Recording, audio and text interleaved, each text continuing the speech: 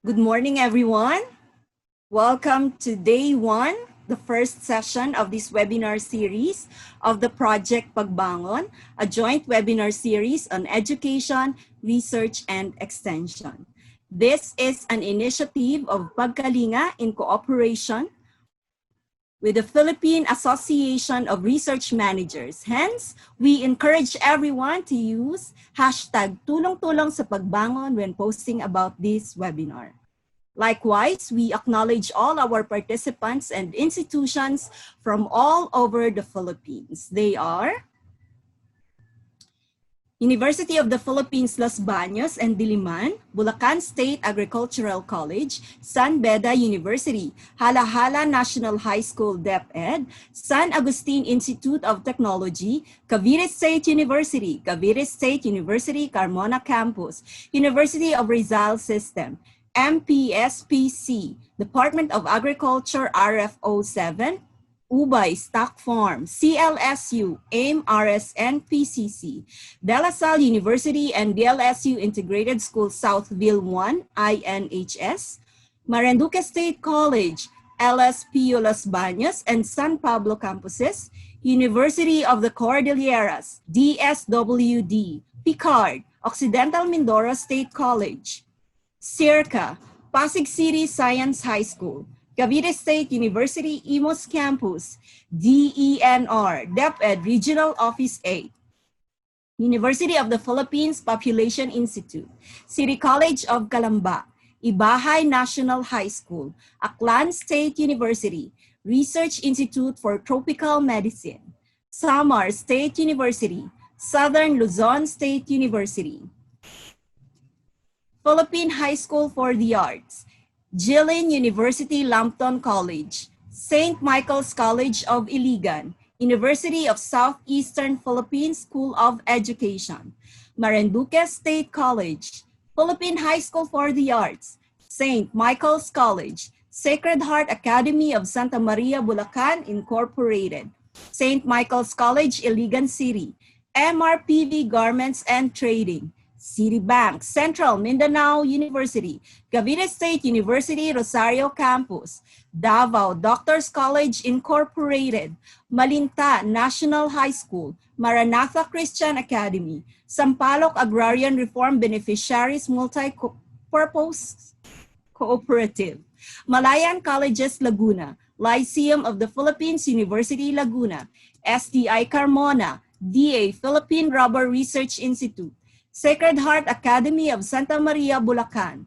Mindanao State University, Laguna State Polytechnic University, Santa Cruz Campus, DepEd, Baliwag, Bulacan, Partida State University, PUP Alfonso Campus, and University of Northern Philippines. If the name of your institution was not mentioned, please type it in our chat box and we will gladly acknowledge your presence in this activity.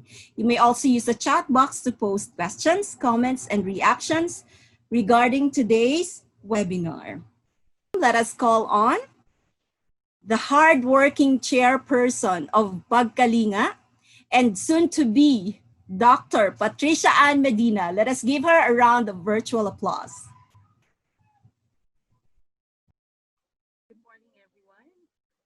Before I give you the backgrounder of this project, PAGBANGON, let me share with you our videos. So I will play it just a second. Maraming salamat po. Maraming salamat po. Maraming salamat po. Maraming salamat po. Mula sa Pagkalinga Community at mga frontliners, maraming salamat po sa inyong tulong na ibinahagi at patuloy na ibabahagi pa. Simula April 12, nakakalap na tayo ng mahigit 100,000 pesos na nakatulong sa 5 ospital at isang rural health unit sa Laguna. Kami po sa Pagkalinga ay nananatiling bukas Para sa inyong mga donasyon upang mas marami tayong matulungang mga frontliners. Muli po, sama-sama tayong bumangon sa hamon na ito sa ating komunidad. During extraordinary and uncertain times, let us all step up to help each other. let us all step up and help each other. let's all step up and help each other. Let's all step up and help each other. Here's to our commitment to communities. Here's to our commitment to communities. Here's our commitment to communities.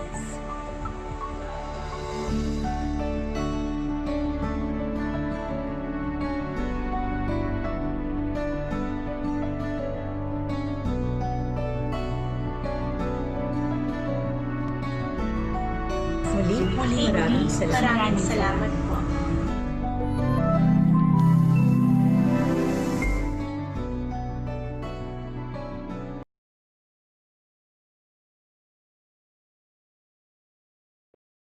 All right, so you've seen the video of the hardworking persons behind Pagkalinga. And as you may know, Pagkalinga, which means to care, is a movement initiated by the College of Public Affairs graduate students taking PhD in Community Development, Extension Education, Development Studies. And we were later joined by several graduate students who share a common cause to reach out and give hope to communities in need. As mentioned in the video, from April 12 to 30, we facilitated Project Pag-abot, our passion project, which was a donation drive to keep healthcare professionals safe from COVID-19 by giving PPEs.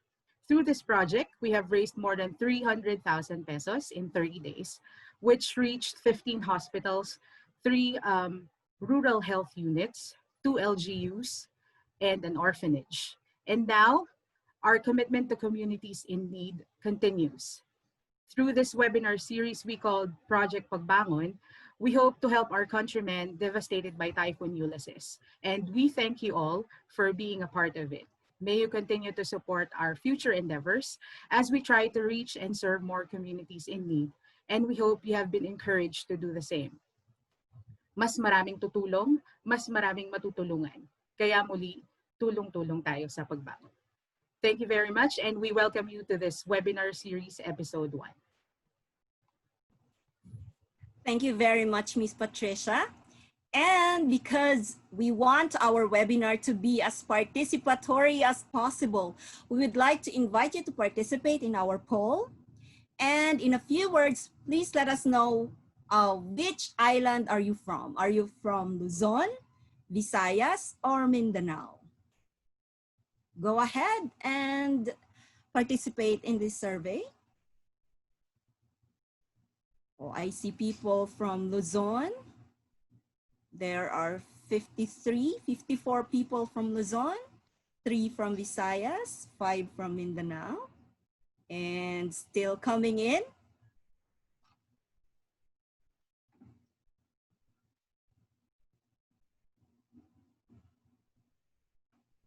Now we have 61 people from Luzon, 4 from Visayas, 5 from Mindanao.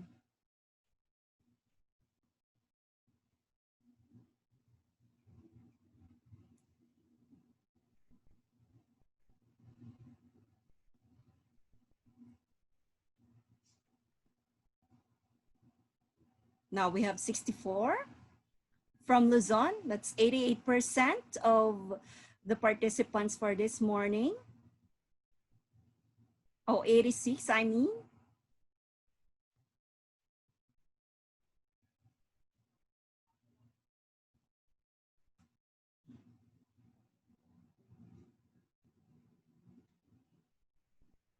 And we have the final results. We have 66 people from Luzon, 4 from Visayas, and 6 from Mindanao. Thank you very much for participating in our poll this morning.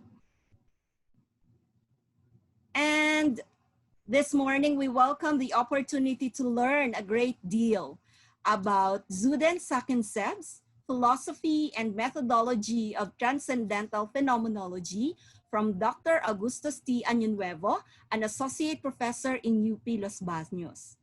He finished BS Psychology in UP Diliman and MA Sociology in the same institution. He took PhD in Southeast Asian Studies from University of Bonn in Germany and graduated with honors. Ladies and gentlemen, let us all give a virtual round of applause to our first speaker, Dr. Augustus Añonuevo. Let me just first share my screen.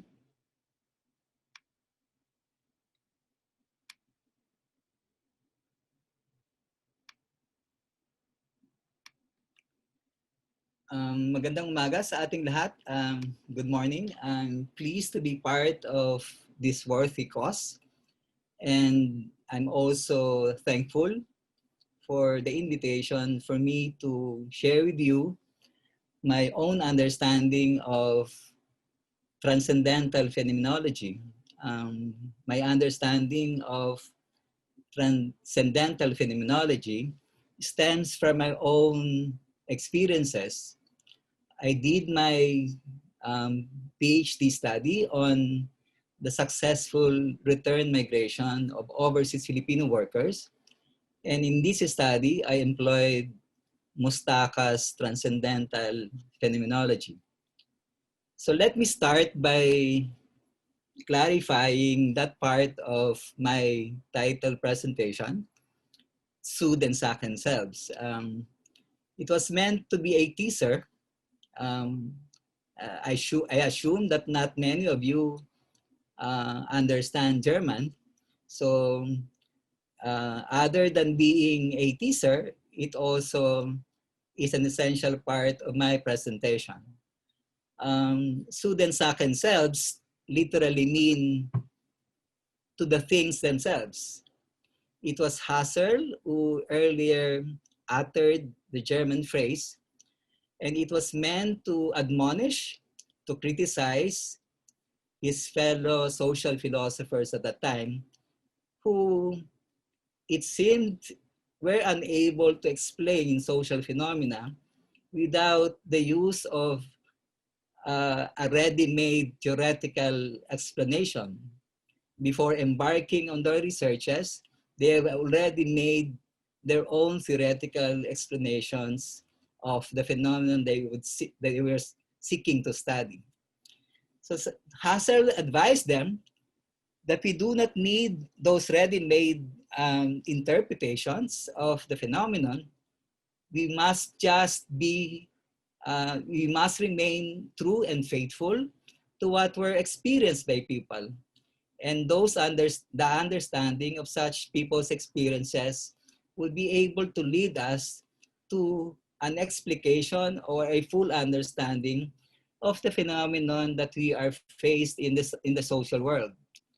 So the contention of my presentation this morning is at the core of the philosophy and methodology of transcendental phenomenology is that advice from Husserl that we must be true and faithful to the lived experiences of those who experience the phenomenon that we seek to understand.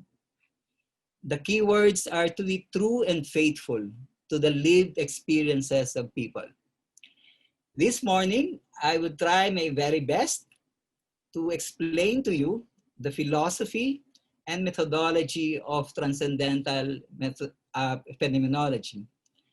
By philosophy, we all understand that it refers to the ontological and epistemological assumptions. In simple language, when we talk about ontology, it refers to the view of social reality. How does transcendental methodology view what exists?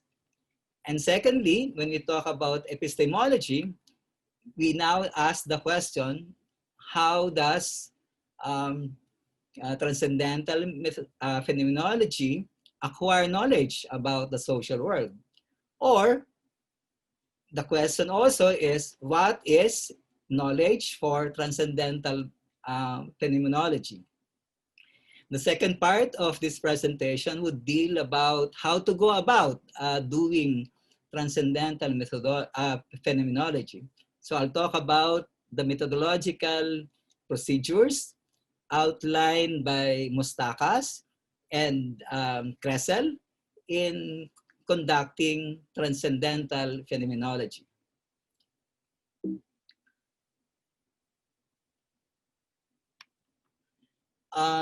So let me start. What is the philosophy behind transcendental phenomenology? Transcendental phenomenology shares with the other qualitative research designs like case study, ethnographic studies, grounded theory, and the like, their ontological assumptions and epistemological assumptions. All qualitative research designs like transcendental phenomenology views social reality as a result of fluid definitions of situations created by human actors. In plain and simple language, qualitative researchers assume that what we have, what exists, is a socially constructed reality. People interpret what they face, and these interpretations influence the actions that they make. The interpretations and the actions that people make constitute their own reality. Ergo, for most qualitative researchers, what we have is a socially constructed one. Epistemologically, qualitative researchers would deem as knowledge as the people's interpretation of experiences and circumstances. This is what is knowledge for them. No? So therefore, we are able to produce knowledge as qualitative researchers by understanding and describing the meaningful social actions that individuals make. These are true, these ontological assumptions and these epistemological assumptions are true to all qualitative researchers. However, philosophy of transcendental phenomenology is different, can be differentiated from the rest of the other qualitative research designs. I would like to think it expresses more radical assertions about reality and more radical assertions about what is knowledge and how do we go about acquiring knowledge about the social world. So let me go through these philosophical assertions of transcendental phenomenology one by one. Number one, for them, reality, for phenomenologists, reality is what is experienced. And this reality is expressed in consciousness. What people experience are stored in human consciousness. And therefore, it is our duty as researchers to get through their consciousness and to get people express what their thoughts are, what their descriptions of what they experience, in order for us to get to their reality. What is real is what is experienced. What is real is what is expressed to us. Number two, transcendental phenomenologists would put a lot of premium to the lived experiences of people. They say, by describing what people experience, that would lead us to the full understanding of the essence and structure of any phenomenon in the social world that we wanted to fully understand. Number three, elaborating on the value of lived experiences, transcendental phenomenologists claim that lived experiences of people make sense. They are meaningful, and they are already intelligible without any theory. We do not need a theoretical framework. We do not need a theoretical explanation. We do not need any theoretical abstraction for us, for this lived experience to make sense. People have already made sense of them, and we only are duty bound to express this sense of people about their own experiences. Furthermore, a transcendental phenomenologists claim that the meanings and sense of people's experiences are not derived from a priori explanation or theoretical abstraction. Number 4, following number 3 assertion of transcendental phenomenology. Transcendental phenomenologists also say that having theoretical and a priori explanations, meaning a priori explanations is even you have not started yet the research, you have actually an initial understanding or explanation of what you might get. They said theoretical and a priori explanations might lead to the unfaithful description of what was experienced and the meanings that people attach to these experiences. And therefore, errors can be committed in understanding what people mean, what people do, and what people experience. Number 5, intuition is exercised in transcendental phenomenology. Interpretation is highly shied away in transcendental phenomenology. So let me clarify very briefly the difference between intuition and interpretation. Husserl and Mustakas would deem intuition as perceiving, reflecting, and conceiving the essences of the phenomenon as it appears. I emphasize as it appears to people in their lived experiences. So intuition means to describe. At best, Mustaka speaks of descriptive conceptualization. Our conception of what they have experienced should not go beyond how people describe them, should not go beyond the insights, the views that people have shared with us. That's why it's called descriptive conceptualization. You do not go beyond and you do not shy away from what was experienced. Remember, the key terms in transcendental phenomenology is to be true and faithful. True and faithful to what was experienced. And what is interpretation? We are all used to this one, no? We have learned for a long time and we have exercised interpretation in most of the studies that we have done. Essentially, that means we use our own perspective, our own learnings, our own theoretical perspective in explaining a phenomenon. Transcendental phenomenologists like Husserl and Mustakas would ask the question, and should be a question that we should also ask ourselves. By interpreting people's experiences, by interpreting what they say to us using a theoretical lens, are we not imposing our own version of their reality and therefore committing an erroneous presentation of what is real to people?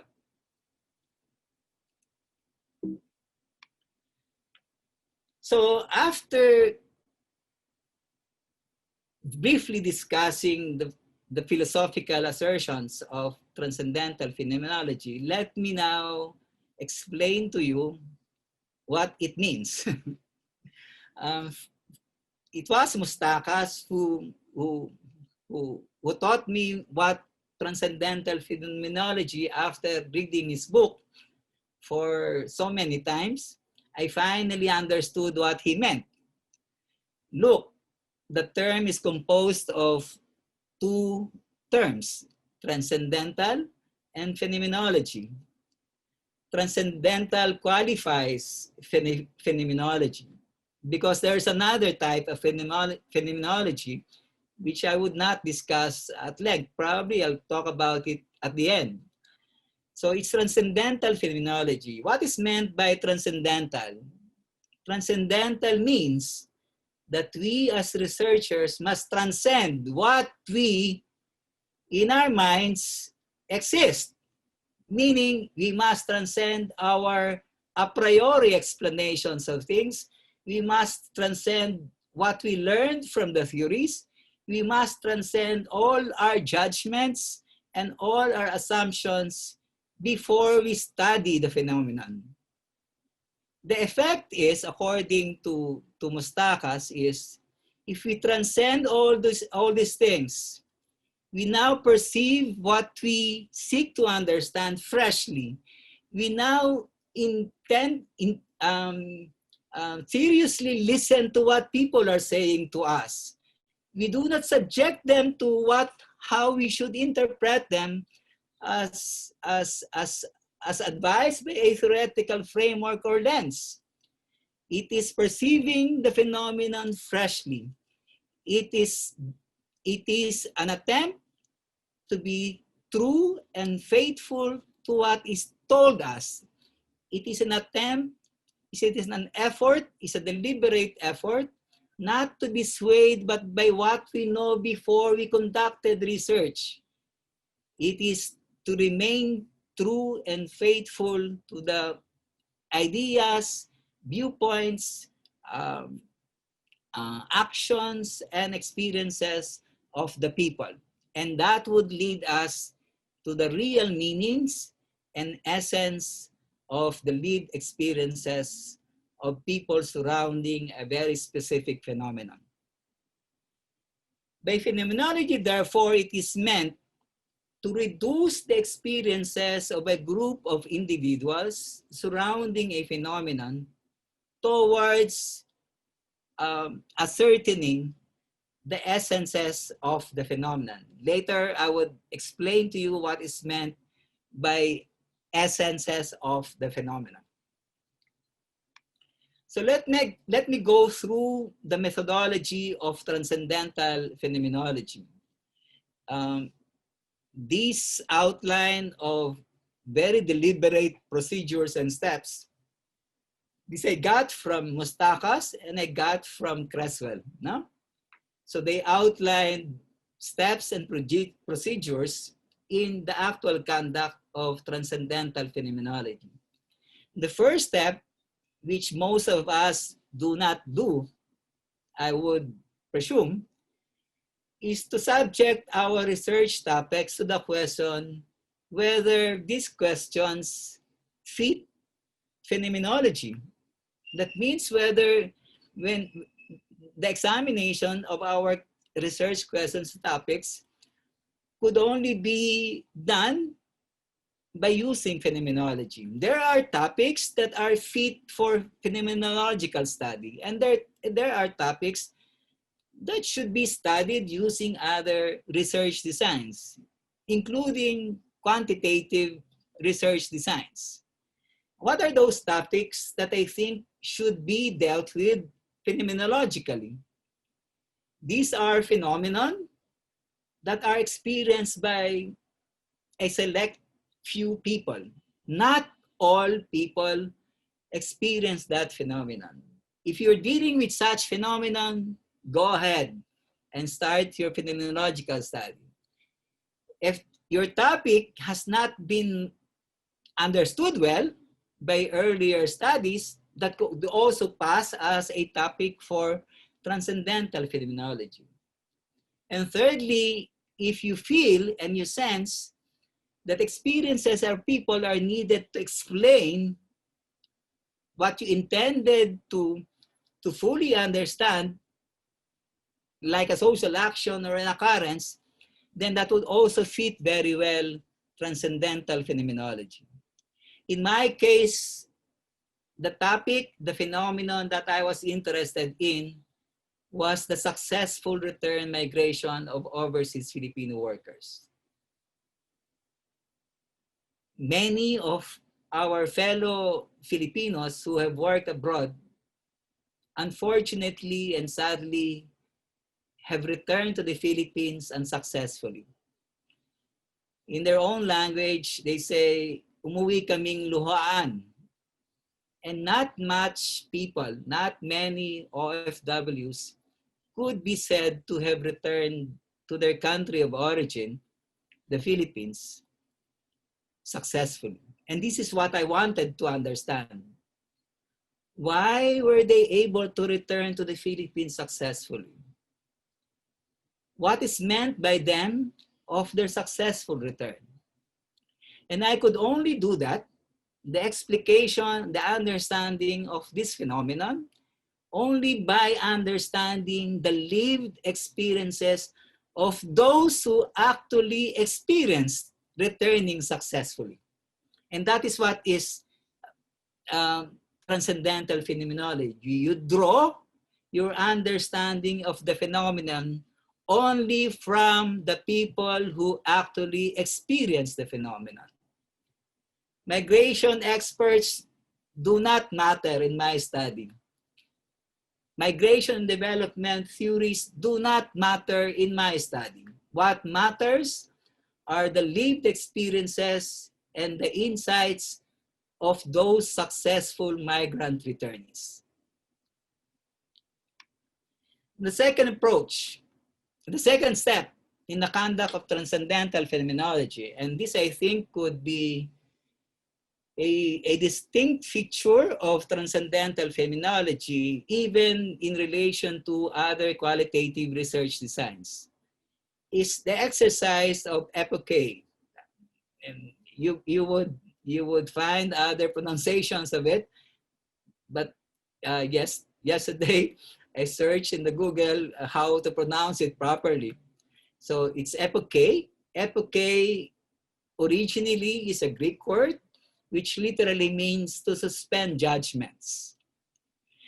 Mustakas defined this as setting aside of preconceived notions, a priori, a beforehand to the research theoretical explanation, and the like that unduly influence how the phenomenon and the lived experiences are perceived and understood.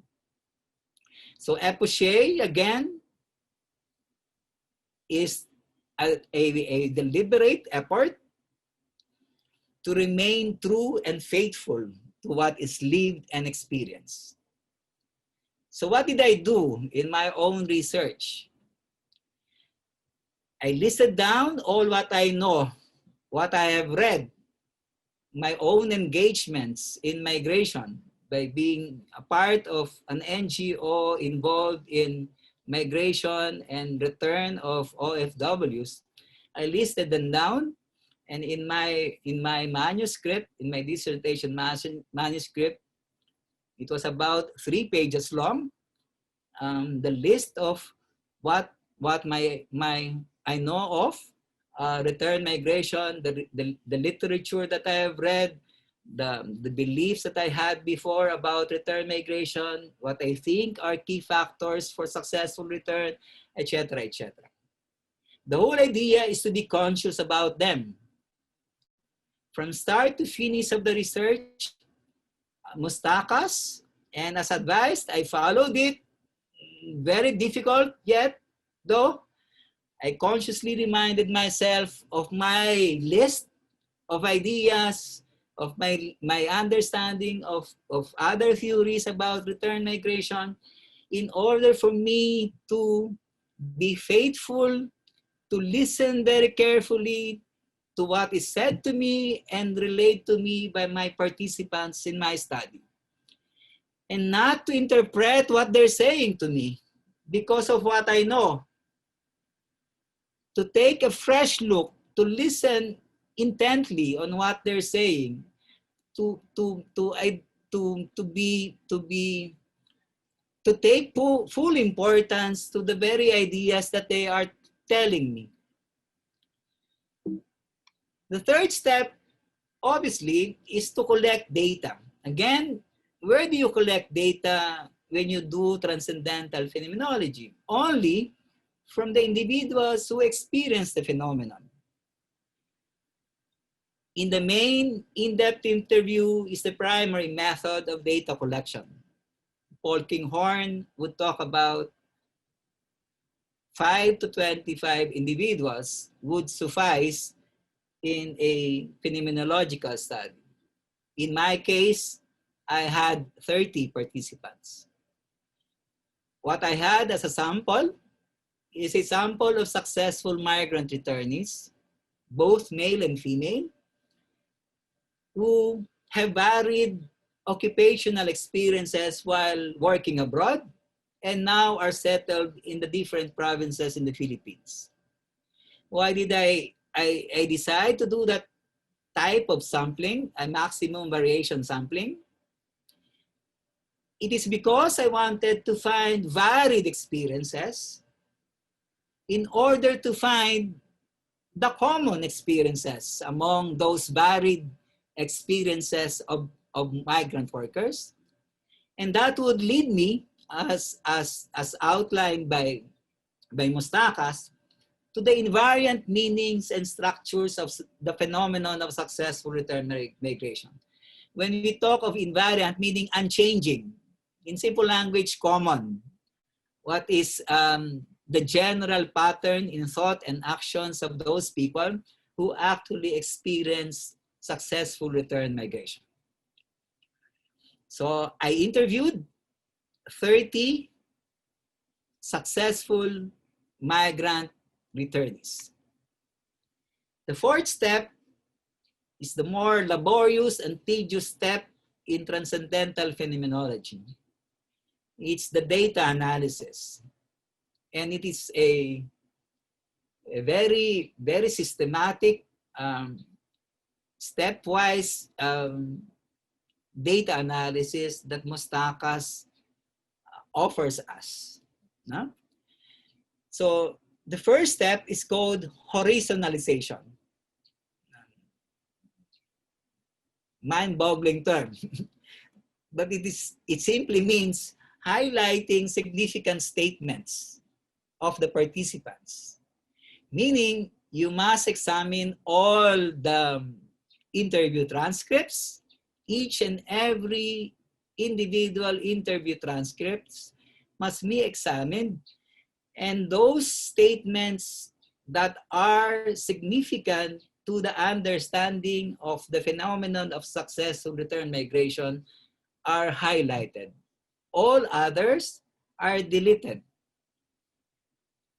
Let me share with you my experience in horizontalization. I thought that would be an easy task.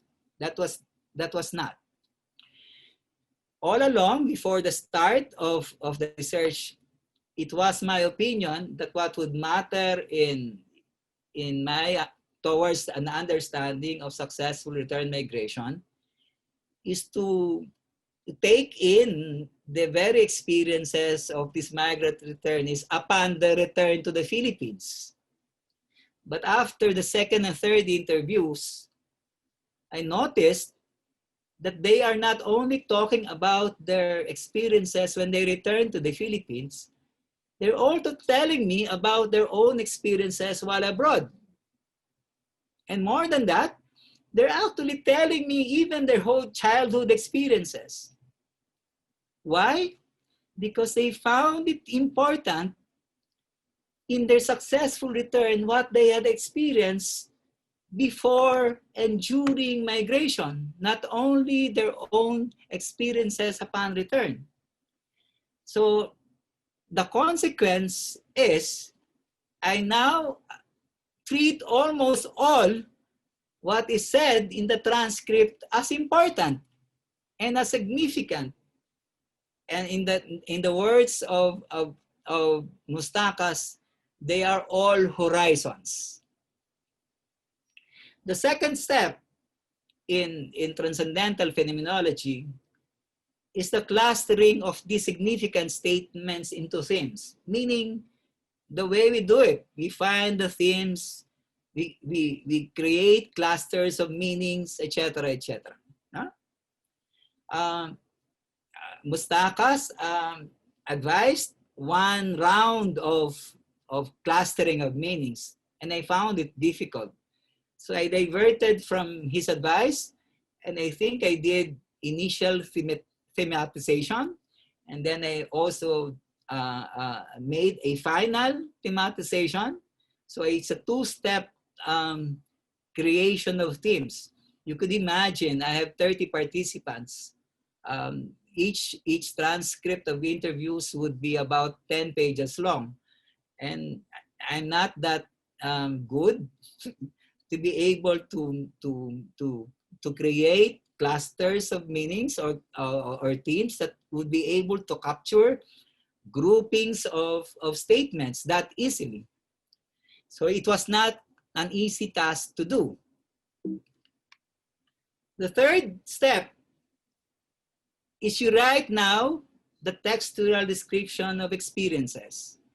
From the themes and the statements belonging to each theme, you now select the themes that would help you answer what is the phenomenon like. Textual description describes what we experience in relation to successful return. You must therefore vividly describe those experiences. This must be full of direct quotations among people you have interviewed, but you must organize them in terms of the main themes that you have gathered from your interviewees. But the key question is to describe what is the phenomenon like. The fourth step is writing the structural description of the phenomenon. Now you ask yourself, from the transcripts, from the themes that you have gathered, what will answer the question, how did the phenomenon come about? So in my case, how was successful return migration? How did successful return migration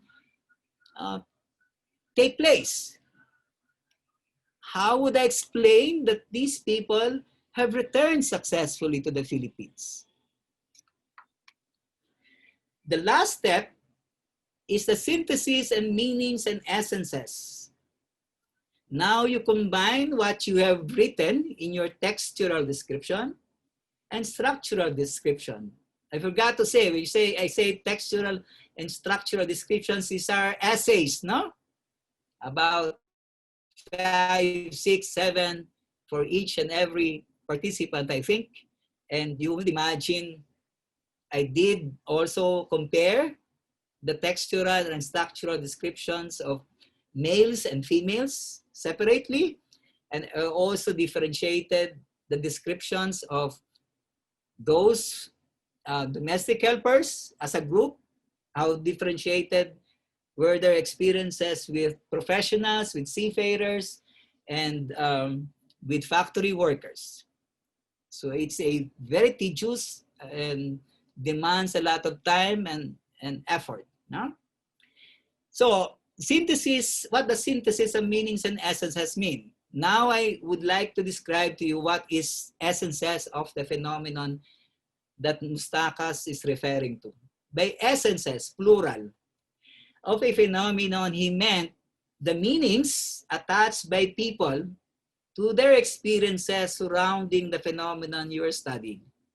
What do they really mean when they say they have successfully returned? What were the feelings attached even to these meanings? What are the indicators of this successful return migration that they are telling me? And secondly, other structural elements that comprise a phenomenon should be identified. When you are asked, what is the phenomenon of successful return migration, you should be able to identify what constitutes it. And that's the end output of any phenomenological study. You must be able to clearly state the essences of the phenomenon. And that means clearly identifying what people mean with their experiences surrounding the phenomenon and all other structural elements that help one understand how this phenomenon come about. Let me share with you what I did, just to have, for you to have a glimpse of the final output of my dissertation research. This is a diagram that I was able to make to illustrate what the phenomenon of successful return migration is. No? So you find now 4 key elements. And these key elements are part and parcel of what successful return and migration. These are drawn from the lived experiences of the people. And such diagram should be written in an essay form. Finally, you should answer the question, what is the phenomenon of successful return migration of Filipinos? So I started by saying it's comprised of 4 elements. At the core of the phenomenon, at the heart of the phenomenon are a select few migrants. These are few migrants who have lived and experienced being an OFW and who had a strong sense of purpose and resolve to change their lives and their families' lives for the better through migration. Secondly, successful return migration as a phenomenon is a process composed of experiences of people, of migrants before migration, while abroad, and upon permanent return to the country of origin. Thirdly, a successful return migration is defined by the successful migrants in various ways. And these meanings, complete with indicators and attached feelings, really refer to what they have attained and what they have achieved, and what they felt upon return to the Philippines. Literature tells me there are only 2 meanings. In my study, I found 7 meanings of successful return migration. The fourth element of the phenomenon of successful return migration is that there are specific life and work circumstances, individual actions taken by these migrant successful returnees, and they have undergone processes that contributed to their successful return to the Philippines. I won't deal with them at length. If you're interested, you can ask me the question later, but I think that would be enough for you to have an understanding how to go about transcendental phenomenology. Let me end by saying, not all research questions and research problems should be dealt with by transcendental phenomenology. I've always told my students, your research questions, your research problems should determine what research design should be employed. It should not be the other way around. So let's do good in formulating our research questions, and the research design like transcendental phenomenology would follow. Does it fit the research questions that you have stated? If not, take a look at another research design that would be able to answer your research questions. I also would like to end by saying my own experience with transcendental phenomenology was a humbling experience. I have taught and still teaching sociological theories, classical and contemporary sociological theories. And you could imagine how difficult it would be for someone like me to do a transcendental phenomenology who would deliberately shy away from the influence of any theory. It was a worth undertaking that I embarked on.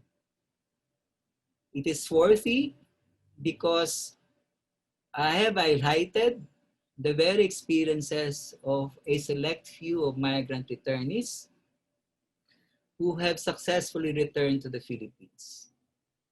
And I hope that my dissertation, which I've shared to an ITV webinar also 2 weeks ago to many OFWs, and I think about 14,000 OFWs around the world were able to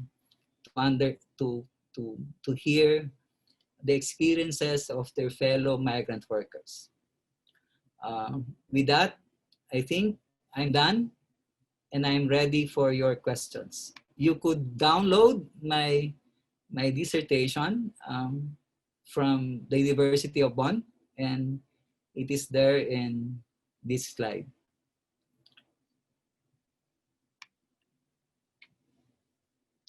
Thank you. Very much. Thank you very much, Dr. Añonuevo, for your insightful talk on philosophy and methodology of transcendental phenomenology. And we invite our participants to send in your burning questions via our chat box, and we will entertain as many questions as time permits in our open forum.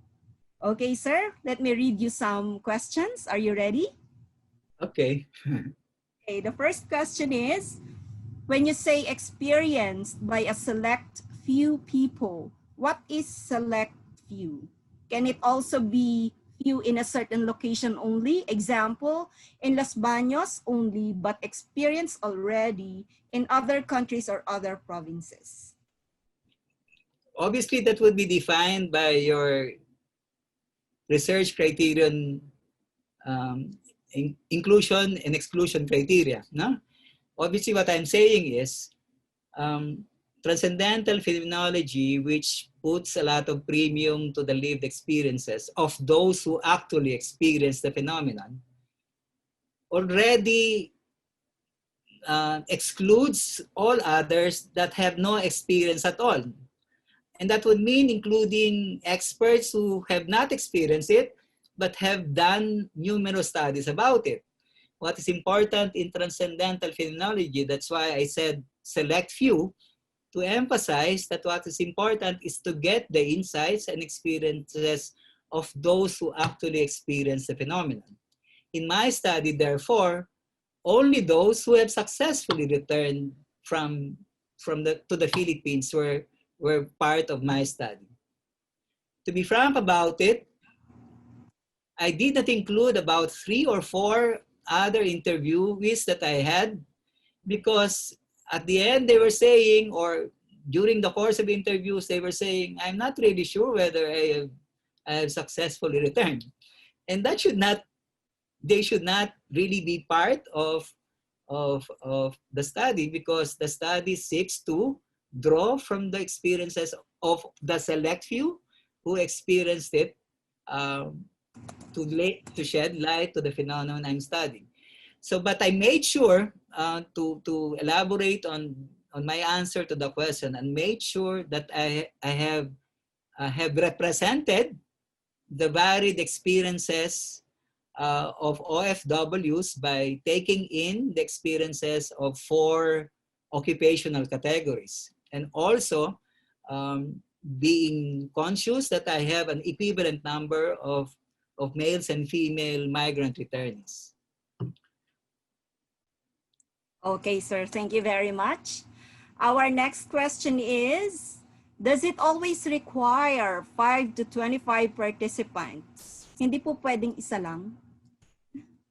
That would be that should not be the case. If you're doing narrative research, that would pass, no? Even a single individual could be the object of study of a narrative research. But in phenomenology, because the very logic of it is from the experiences, individual experiences of a select few, you now draw their common experiences. And you draw the common meanings that they attach. So you must have a group of people. So 5 to 25 is okay. I went beyond it. Actually, I just learned it should only be 5 and 25 last night when I was reading Kressel again. But I really do not mind how many, for as long as there's such a thing in qualitative research called theoretical saturation. When you feel that you keep on hearing the same things from your participants, you can stop. But I think one is too too few to do a transcendental phenomenological study. Okay, sir, thank you for that. Our next question is, the lived experiences of teachers teaching online right now is something new, although not experienced by only select few. Can this be examined by phenomenology? Yeah, I think so. I think so. Because it was in that one criteria of phenomenology that topic is not that well understood yet. And obviously, if you add a qualifier in your research topic as effective remote teaching, then therefore you would radically reduce also your participants and even the phenomenon you seek to study, because you added a qualifier, effective remote teaching. But I think that's a good topic for a phenomenological research. But also I would like to think that is also a good topic for a grounded theory research. Okay, sir, thank you. Next, what is the difference between hermeneutic phenomenology and transcendental phenomenology? Yeah, I was expecting somebody would ask me that. The difference is, let me talk first with the similarity. What is common between the two, hermeneutic and transcendental phenomenology, is that they both start and end with the lived experiences of people. And that is paramount to any type of phenomenology. We understand phenomenon by understanding and describing the lived experiences of people. How different are they? Transcendental phenomenology exercises epoche, no? Suspension of judgments, getting rid of a priori theoretical explanations before starting the study and even throughout the course of study. Hermeneutic phenomenology does not exercise epoche because they said, after describing what is lived by people, it is now incumbent upon the researcher to add additional meaning to what they get. So hermeneutic phenomenology allows the researcher to interpret the meanings of the lived experiences of people. And that's where they are at odds with one another. One says to remain true and faithful up to the end. The other would say to remain true and faithful at a certain extent, but allow me to grow and interpret what is said to me. That's the main difference. Thank you, sir. Let me add a little bit. Hermeneutics means interpretation. So actually, if I am to simplify what they're saying is, I remember Ashley and Ornstein, two sociologists, who says, we do a two-step hermeneutics when we conduct researches. The first step is, the first hermeneutic or finding the meanings is, you find the meanings from the data that you gathered. They would tell you a lot. Okay, that's the first hermeneutic. The second hermeneutic, according to Ashley and Ornstein, which I think hermeneutic phenomenology shares, is that you do a second hermeneutic. This time around, the researcher interprets and finds meanings on his own what this data mean. So that's also how I could describe how hermeneutic phenomenologists think. Okay, sir. Sir, last two questions. Okay. Is there a need to validate the results, especially the essences to the participants? Come again, I did not get the first part of the question. Yes, sir. Is there a need to validate the results, especially the essences to the participants? All qualitative researchers would maintain that the people who would have every right to validate what you have gathered are the people themselves. So it's also incumbent upon the researchers to check whether what they got from their participants are correct and valid. So by sharing it, the results of your study, by sharing it to those who participated, by even sharing it to the public, then your study is open for scrutiny and for examination. But you're correct. The most important persons who should validate whether your understanding of what they have lived is correct are the participants themselves. But obviously that requires a lot of time. No? You should talk again to other people, etc., etc. But yes, you could do that. Okay, sir. Can you share some insights on how you're able to conduct interviews while practicing epoche? Personally, setting aside preconceived notions can be a difficult endeavor, especially when during interviews. I tend to Yeah. take and make interpretations along the way. Yeah. Very good. That's a nice question. And it really happened to me. All the while, I'm a sociologist, and I'm fond of concepts, etc., etc. And when I hear something talk about it, that's human agency. That's efficacy, etc., etc. And even in my own transcript, I mentioned that after doing the interviews, to say these people are people of strong human agency. A very rich concept in sociology that speaks of people who are in the know of what their capacities are, who could not be swayed by difficulties, etc., etc., and do what they can do to overcome all difficulties and exercise of what they can do to really attain what they want. But I suspended describing them as human agents or agents of strong human agency. I just described them as they describe themselves to me. They are people of strong resolve. They did not shy away from their own migration goal, despite the difficulties that they had. They are people who actually are conscious of financial management without even having had a financial education.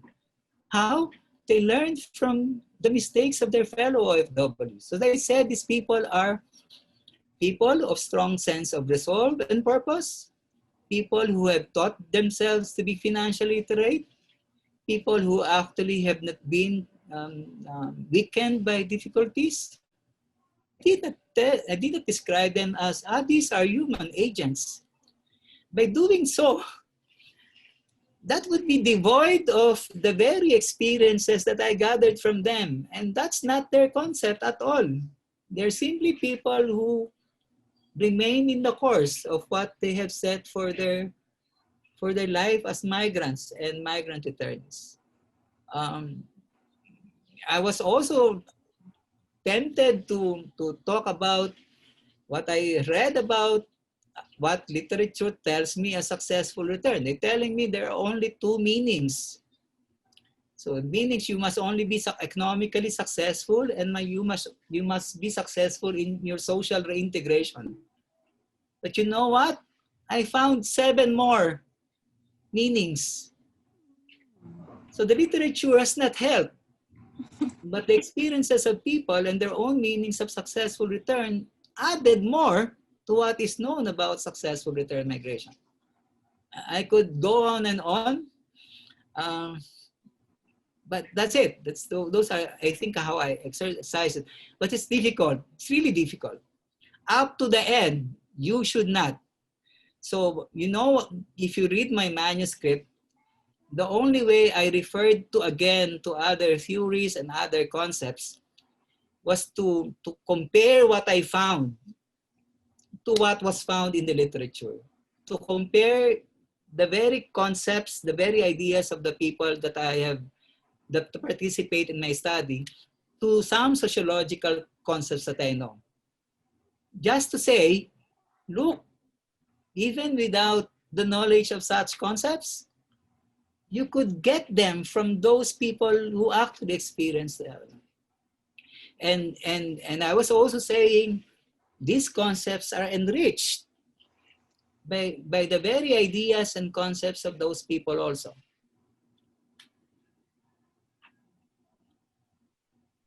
Okay. Okay, sir. That was a really interesting topic. There are a lot of interesting questions in our chat box, but our time does not permit us to ask them all to you. So if it's okay with you, we will write all the questions of our participants, send them to you in your email, and your answers will be sent back to those who asked the questions. Will that be okay, sir? By all means, thank you. You can send them Yes, through. sir. We are so overwhelmed with the engagement that the participants have shown today or this morning. That means your topic is really that wonderful. Thank you very much, sir. Thank you very much. And Salamat din. Go ahead, sir. Salamat din. Salamat din. Okay, thank you very much, sir. And you may stay for the awarding of certificate later on. Thank you very much, Dr. Añonuevo. That was a really, really interesting topic. Okay, so let's move on to our next speaker. Our next resource speaker is Dr. Mark Oliver Llangco, the director of the UPLB General Education Program. He finished BA Sociology in UPLB, magna cum laude, and Master of Philosophy in Sociology at the University of Birmingham in England. He also earned a postgraduate diploma in Social Science Research Methods at Cardiff University in Wales, Seafarers International Research Center, Nippon Postgraduate. He also finished Doctor of Philosophy in Sociology in the same institution. Currently, he is an assistant professor of sociology in UPLB.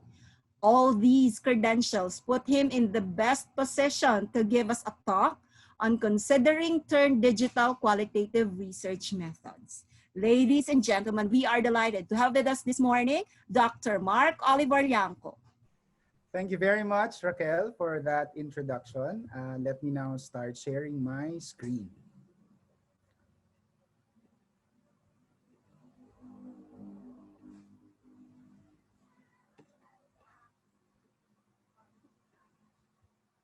Can you now see my slides? Raquel, can you confirm? Yes, sir. It says University of the Philippines, Los Baños, shaping minds that shape the nation. Thank you very much. So, all right. So, once again, good morning, Luzon, Visayas, and Mindanao. Thank you for joining us this morning. Thank you for helping our frontliners and the people who were affected by recent typhoons. The title of my presentation is Considering Turn Digital Qualitative Research Methods. I offer you that topic not because I am an expert in turn digital methods.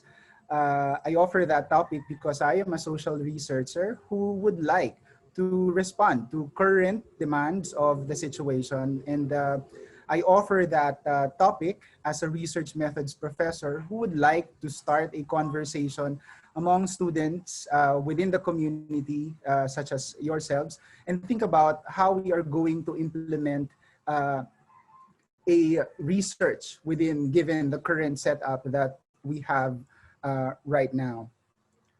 Before we dive into today's topic, I would like first to share with you an important quotation that has served me for many years already. My long-standing interest in learning about research methodology was inspired by the words of American sociologist C. Wright Mills, whom I have encountered as a student. He says, "Method and theory are like the language of the country you live in. It is nothing to brag about that you can speak it, but It is a disgrace and an inconvenience if you cannot. In Tagalog, ang pamamaraan at teorya ay tulad ng wika ng bansang iyong pinananahanan. Walang saysay na ipagyabang kung ito ay iyong sinasalita. Subalit ito'y isang kahihiyan at abala kung hindi mo kaya. So napakahalaga ng ginagampanan ng method and theory sa panahon natin ngayon bilang mga researchers. And I understand some of you are postgraduate students, some are teachers from the Department of Education and research managers. No? So whether you are a research manager, a teacher, or a postgraduate student, we are concerned with how we can transform data into information, information into knowledge, knowledge into insight, and insight into wisdom. Data shown in this figure are a series of dots that could mean something or nothing. There is information when we are able to apply meaning and relationship to raw data. As indicated in the figure, you now have some colors, no? Violet or purple, green, or baka colorblind ako, no? Knowledge comes in or is gained when we are able to memorize information, or if you like, memorialize information, such as when we publish academic journals, journal articles or reports. As we gain knowledge, we begin to make sense of things and draw connections between the different pieces of information. No? And then finally, there's that prospect of wisdom. When we have the ability to use insight to facilitate informed decision-making. And our hope is that decision-making leads to the improvement of the quality of life of our people.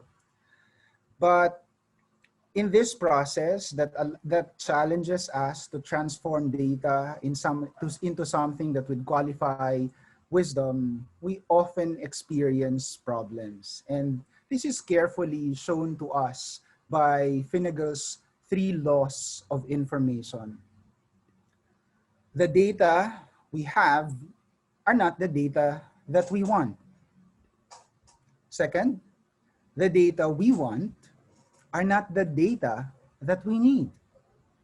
And finally, the data that we need are not available. Finnegan's 3rd law of information is all the more true today. The data that we need are not available today because we cannot get them, collect them, because of imposed public health protocols. And today, my aim is to offer some solutions, possible solutions, to that problem of not having the data that we need because they are not available. I'd like to organize lectures around questions, much like how each study is driven first and foremost by research questions. Today, I have outlined 4. Number 1, why bother with remote qualitative research methods? Number 2, what is digital qualitative research methods? Third, I'd like to answer the question, what guidelines are there in order to conduct a digital qualitative research? And finally, if you think you are planning a research project that uses digital qualitative research methods, what methodological decisions do you need to think about? So let's start.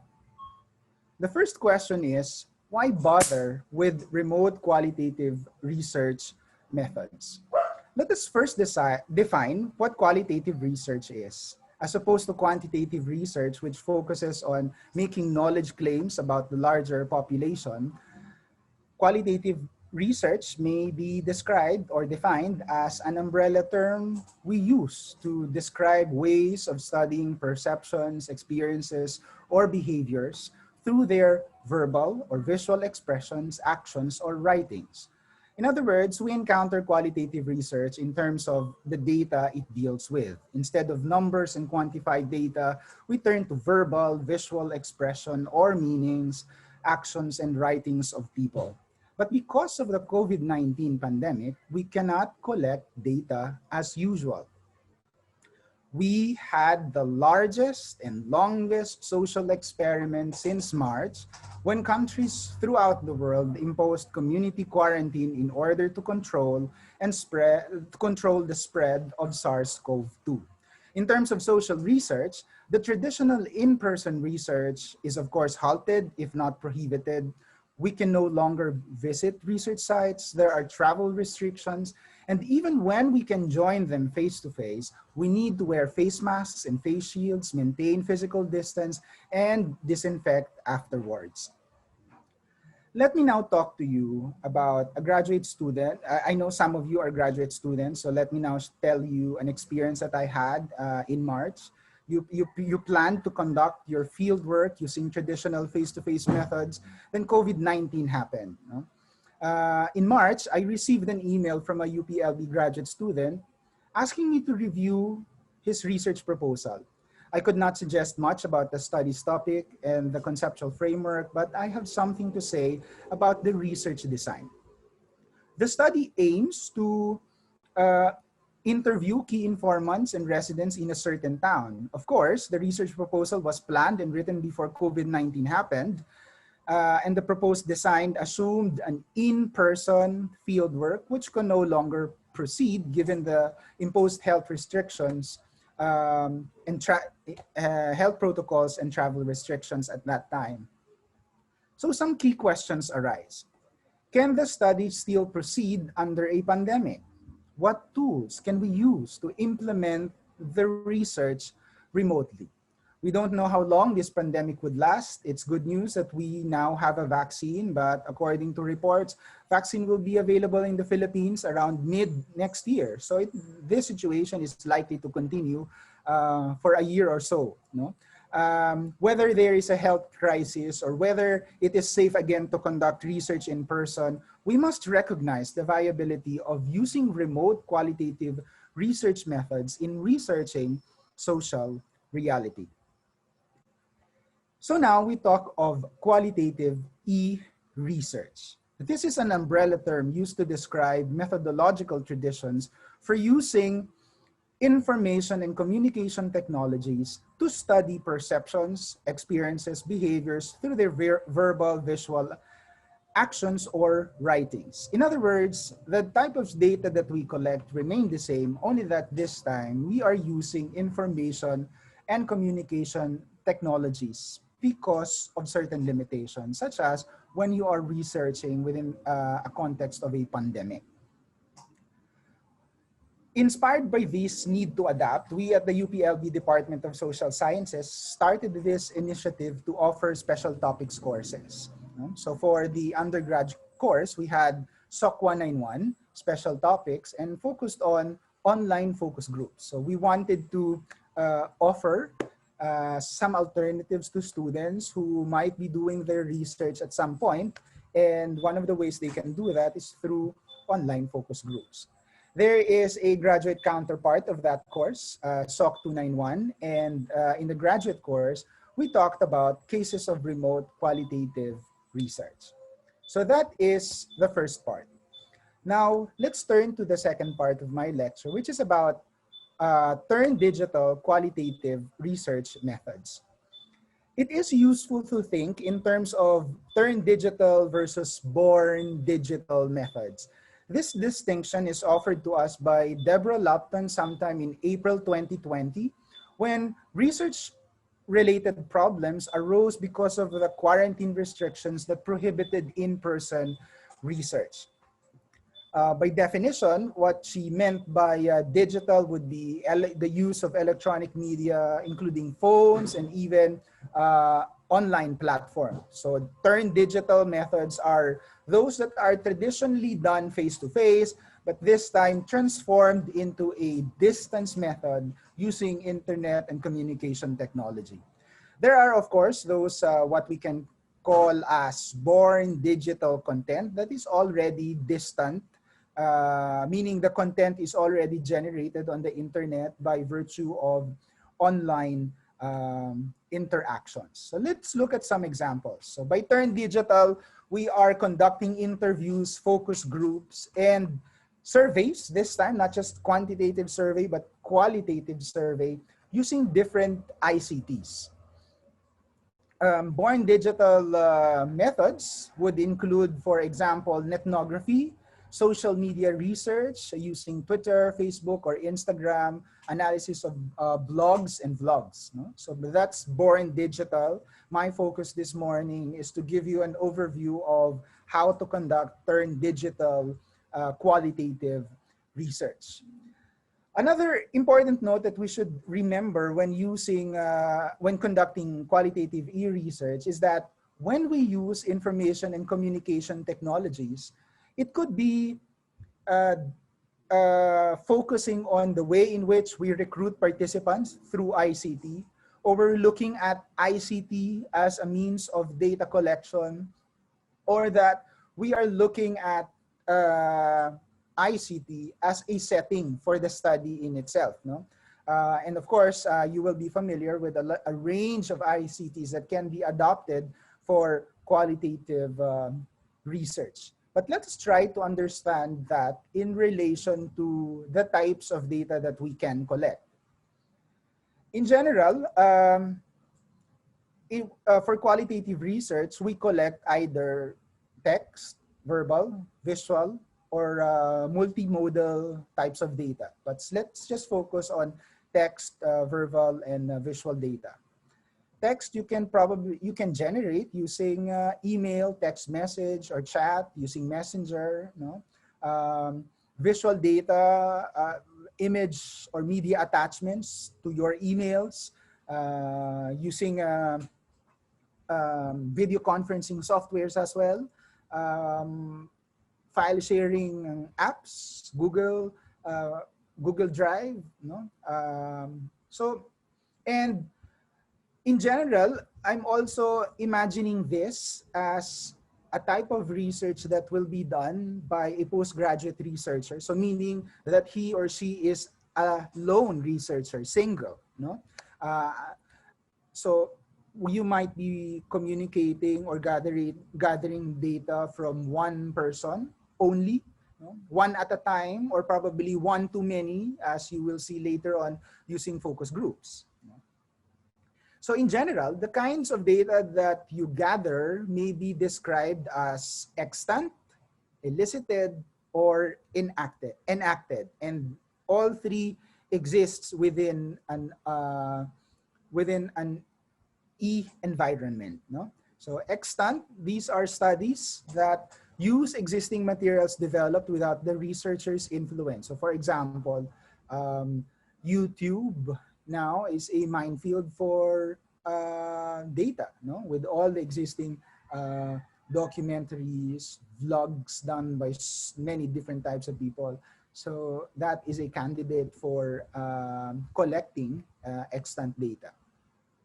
Elicited data, these are studies that elicit data from participants in response to researchers' questions. And of course, many of us will be more familiar with eliciting data from our participants, whether it is done online or in person. The third part, the third kind of studies are enacted studies. They are using generated study with participants during the study. So in other words, they are producing some sort of data while the study is going on. So that, so let's look at some examples. No? The methods that I'm going to describe to you this morning are more to do with eliciting data from your participants, such as in the context of interviews, focus groups, or answering email interviews, just as I have mentioned a while ago. But just to differentiate elicited from extant and enacted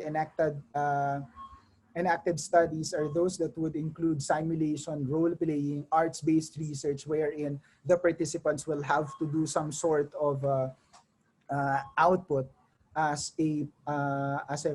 part of the actual ongoing research. But we're not talking about that. What I wanted to just show you this morning is to see the big picture and situate yourself in how you might want to apply this in your own work or practice.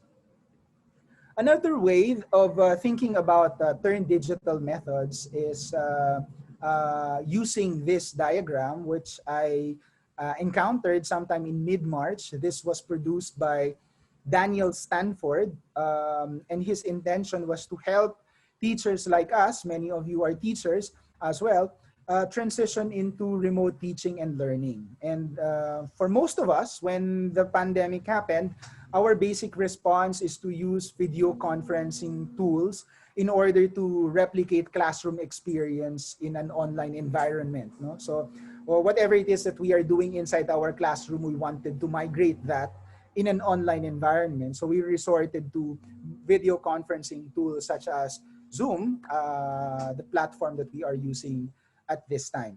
So this 2x2 grid allows us to make sense of ICTs that we can use for teaching, and it classifies them according to bandwidth and immediacy. And immediacy, it refers to how quickly we can expect our students to respond when we are interacting with them. And then bandwidth, of course, is the amount of data used when you are using particular tools. No? So the idea of Stanford is for us to focus more in terms of our teaching on the green area. No? So for example, reading with text and images, so the importance of email and discussion boards, because they use the lowest amount of bandwidth. And of course, that is one of the main considerations these days for all students and even teachers. We can apply the same logic to the tools that that are available to us for qualitative research.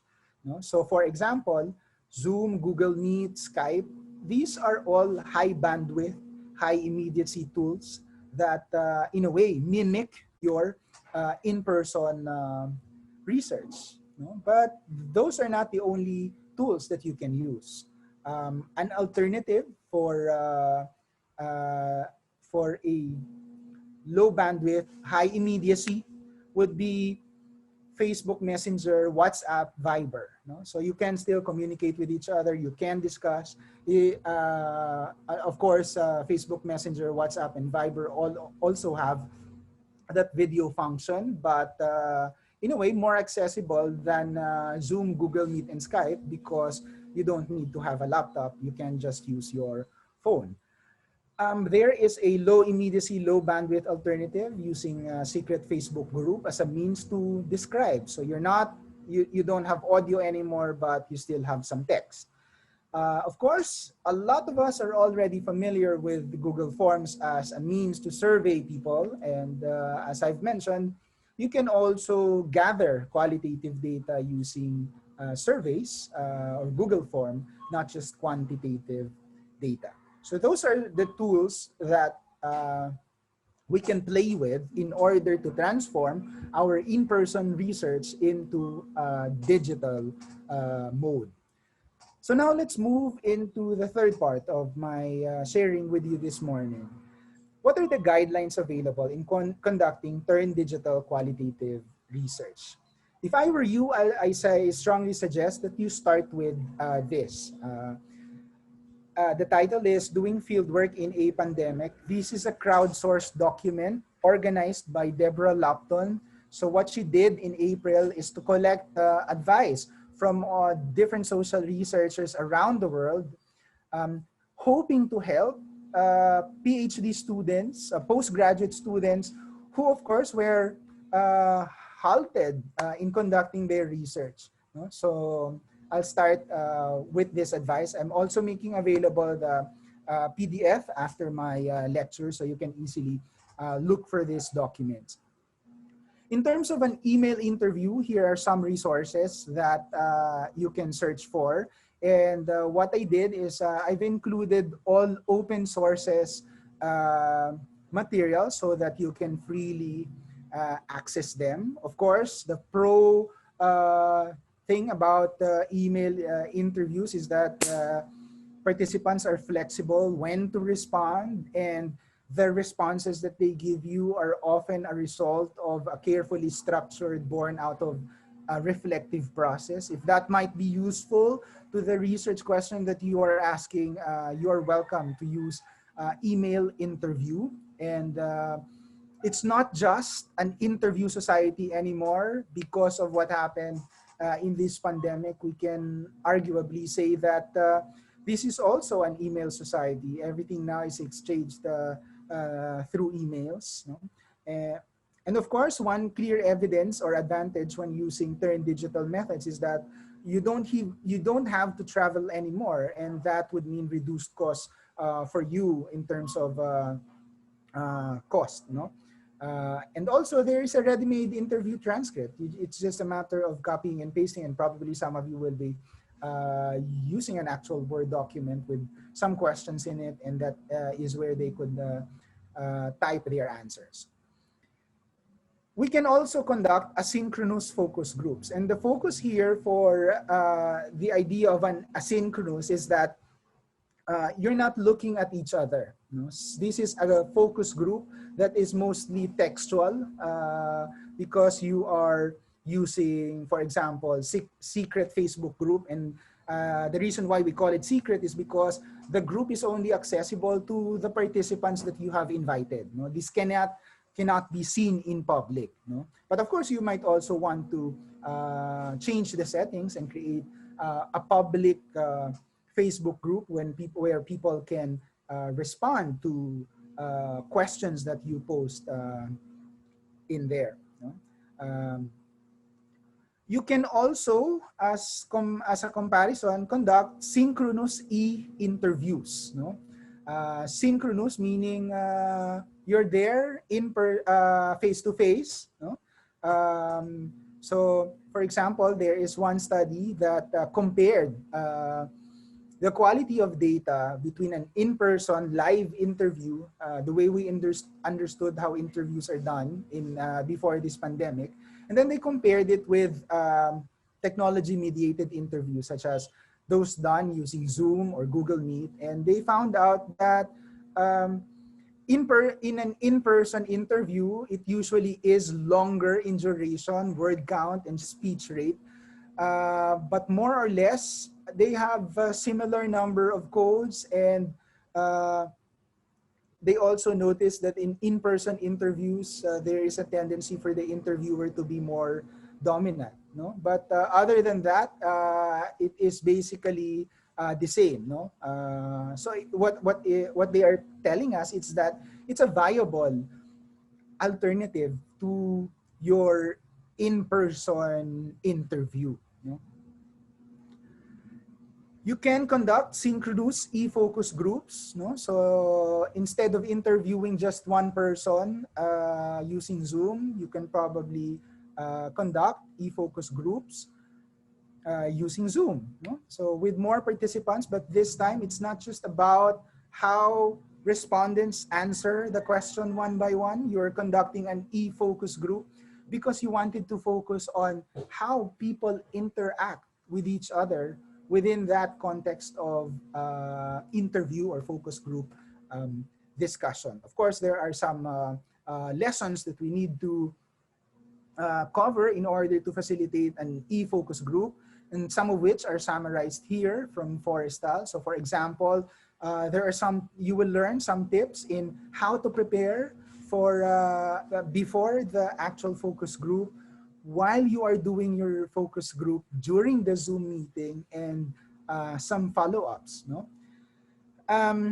Another thing that you might be interested in doing is using qualitative survey. Of course, the main difference between a quantitative one and a qualitative survey is that responses are in open-ended fashion.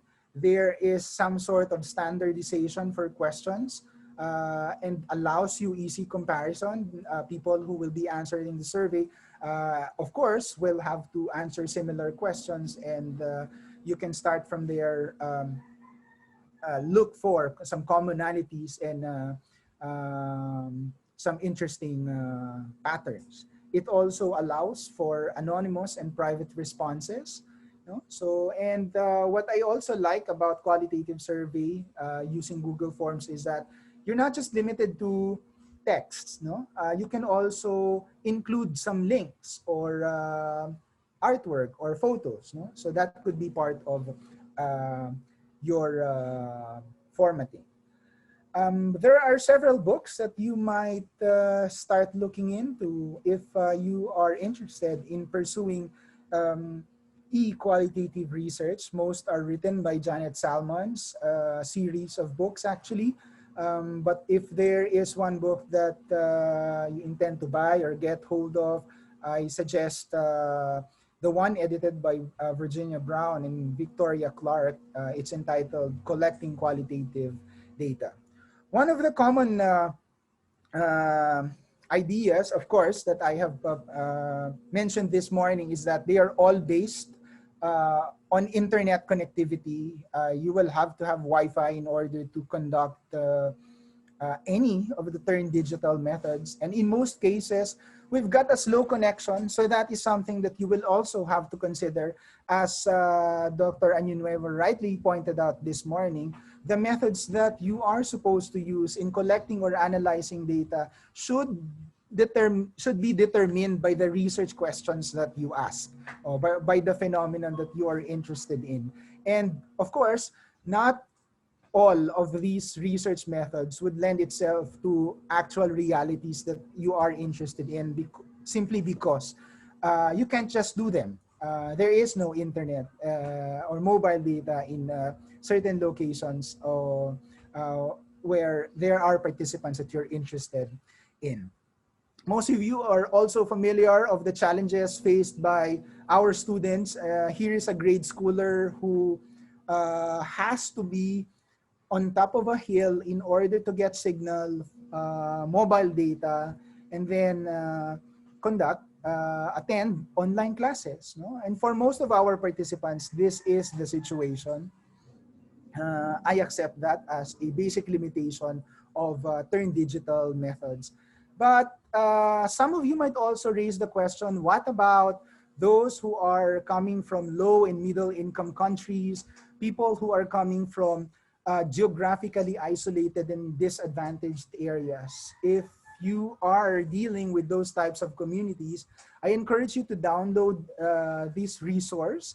No? So they talk about different methods that are not usually the turn digital examples that I have shown you. No? So they are dealing with young people in Ethiopia, Liberia, Syria. Not all of them will have internet access, but they have magnificently used mobile phones in their research. And if you want to learn more about that, I suggest you download this resource. Of course, if you are intending to focus on using or planning to use turn digital methods, there are many different questions that you need to consider. And this is where Janet Salmon comes in when she offers a qualitative research framework. Her argument is that once you use technology in your research, that changes everything, and your use of technology must fit in within what you are researching. So is there a compelling rationale why you would want to use ICTs in this research? Are you using it as a medium, a setting, or a phenomenon? You have to be clear with that. Is your research method appropriate to the study that you are doing? What's your research question to start with? Is this research method an appropriate approach to implement? What's your role as a researcher? Are you an outsider? As you learned from Sir August this morning, how do you bracket your biases or your assumptions about the study? Are you a miner, a gardener, or a traveler? What that means is that, are you mining an extant data? Are you gardening elicited data, or are you traveling with enacted data? Of course, each of the ICTs that I have described a while ago will have certain limitations. And are they even appropriate to the population that you are researching? No? So in addition to the tools that I have described, I'm also pointing you to different resources wherein a computer and a laptop is not necessary in order to conduct research. Are you collecting text-based data? Is audio important to you? Is a combination of audio and visual important to you? Or you're just using it as a setting? Try to answer those questions for yourselves.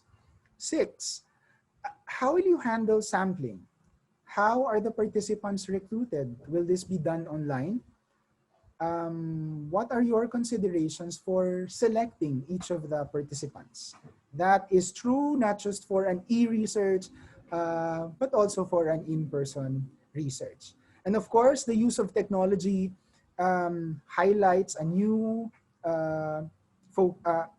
important considerations in terms of ethics, in terms of protecting human subjects.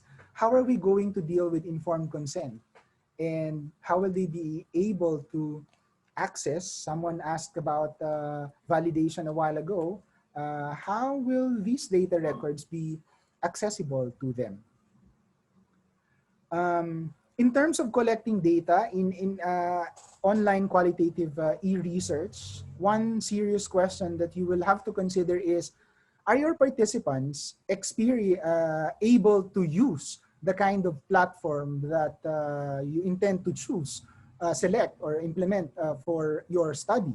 And how about you? Are you all experienced with the features, say for example, of using Zoom for an actual interview or a focus group? Number 9, analyzing data and reporting qualitative research. I have highlighted so much about how to collect qualitative data within a remote setup, but that is just half of the battle. As Dr. Añonuevo pointed out a while ago, the most challenging aspect of research is really data analysis. Now that you've collected data, what do you do with them? So let me now close with some concluding thoughts. Number 1, what I really wanted for you to think about is to rethink your research topic and your research plan for data collection using turn digital and maybe even born digital methods. Second, learn and research remotely by optimizing the use of ICT we have currently access to. And if you are a student in UPLB or within the UP system, one of the more important innovations that we've had in the last few months is the use of Zoom. This is now available to us, so we can use that for research. It's like a menu. No? I've opened some doors, but as in all experience, you are the one who must walk through it. The doors are open. And the final point that I'd like to highlight is that if there's one lesson that I hope you would take away from this, it would be that when it comes to research methods, you need to prioritize appropriateness over sophisticatedness. And that is a lesson I learned 20 years ago.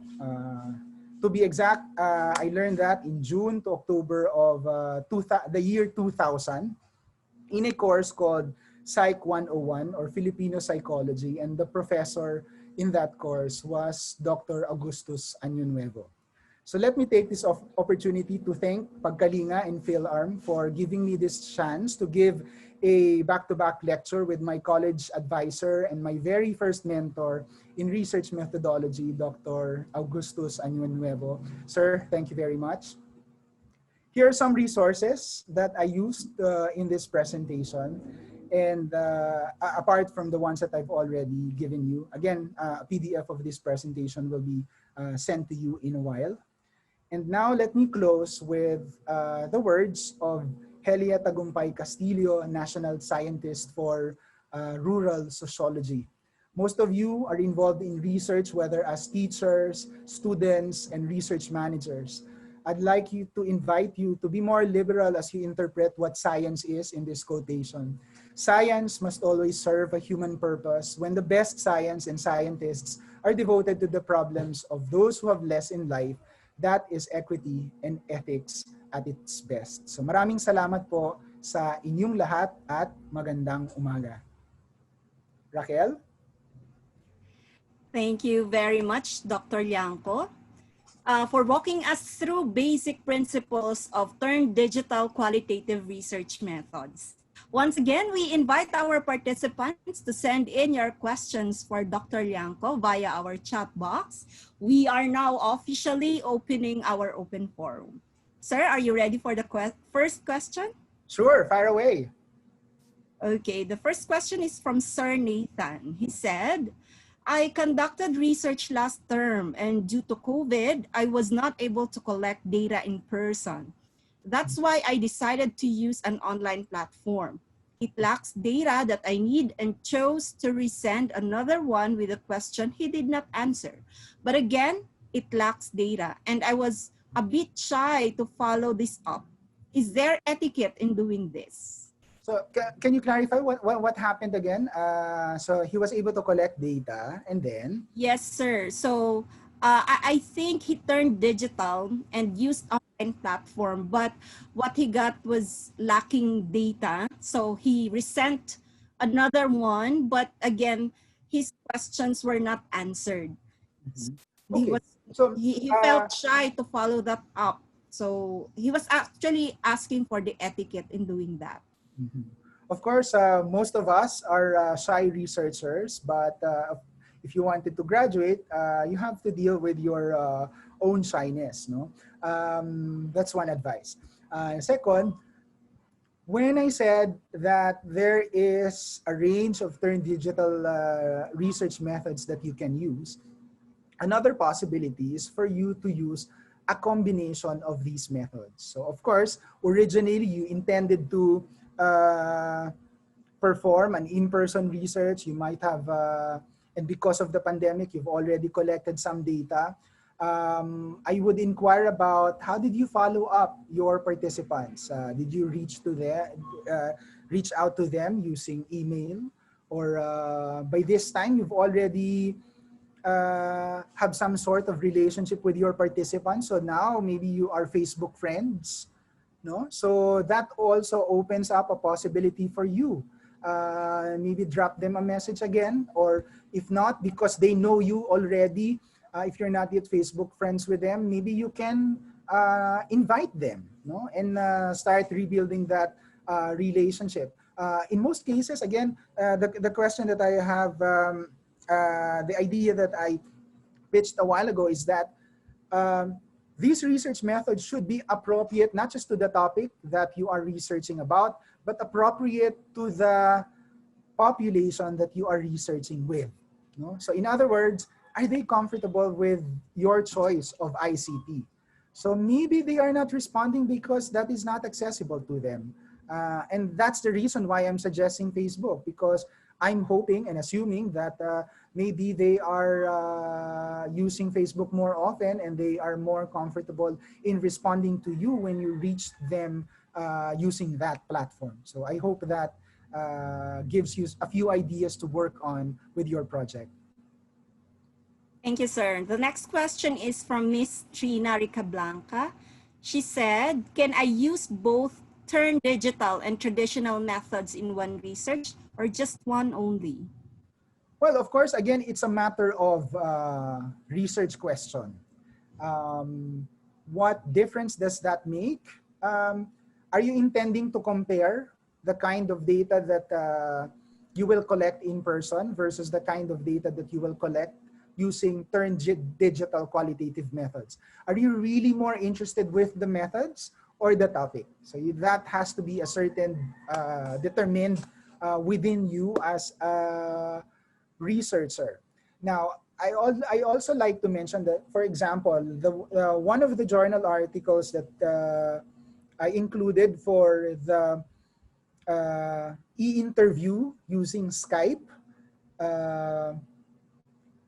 the the idea for using Skype or video conferencing software came about only after they have conducted an in-person research, because the participants originally mentioned that that they are able to meet the researcher at the agreed time and place, but something came up, and then the participant offered the possibility of conducting the interview via Zoom.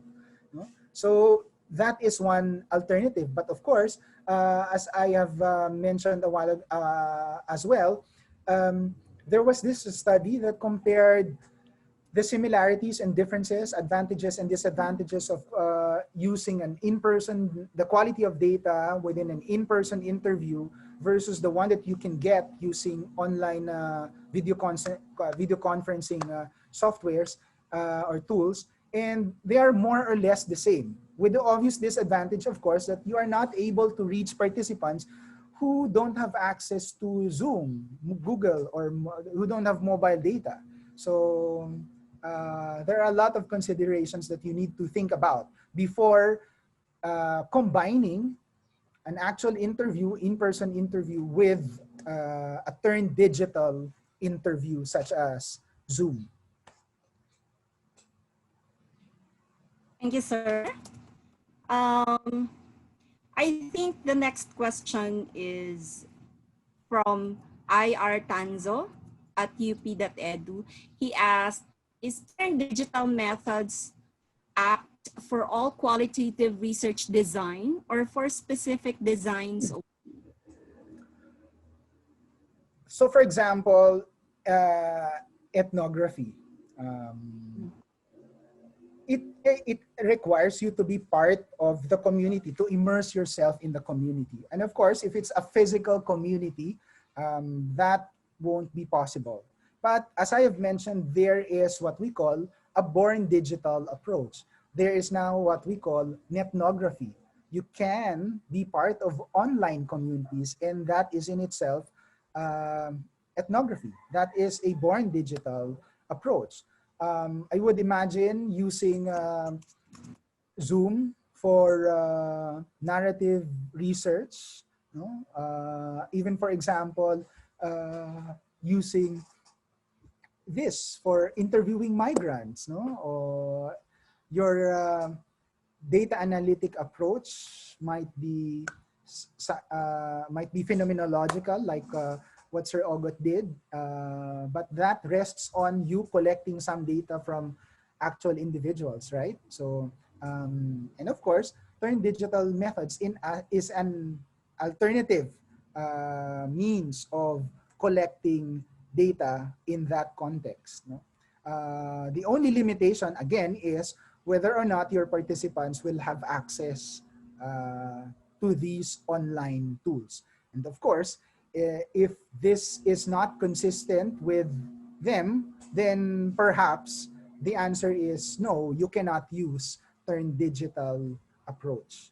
So in other words, this turned digital qualitative research methods will not be applicable to all research topic and to all research participants. Your choice of whether to use it or not rests on those two very important qualifications: the research questions that you are pursuing and the comfort and access of your participants to the digital devices and internet connectivity. Thank you, sir. The next question is, are there any ethical considerations that we have to keep in mind using turned digital methods? There are a lot. Sorry, sir. I will ask the other question because it is somewhat relevant. The other question for that is it okay to use online data such as uploaded video on YouTube or tweets without asking permission from those who posted it? I think they are somewhat related. Yes. So again, those are extant data. Those are not elicited. And within elicited qualitative data using turned digital methods, there are a lot of considerations. As you would have in an in-person research. No? But the question was more of an extant data. Somebody will be more familiar with this, not me, but here are the things that I know. Number one, if it's a public post, you can, of course, have access to them. So for example, when you use qualitative data analysis software such as MaxQDA and NVivo, it allows you to harvest, if you like, mine data from online places such as Twitter, no? But the only limitation is that you can get, say for example, all tweets related to hashtag nasaan ang Pangulo in the last 10 days. So if it's an ongoing reality or an ongoing discussion, you can get, you have to return every day so that you'll be able to have, you'll be able to build the data corpus. Of course, this has been done public, so you have access to that. But later on, when you try to analyze, when you, for example, will be using these tweets, putting them in your own report, that raises a lot of ethical questions, because these people, when they post this, they are not even aware that this will eventually land in an academic report or not, or that this will land in a presentation slides shown to another public. No? So that requires some consent as well. No? If we have somebody, a colleague in the department, she looked at vloggers. No?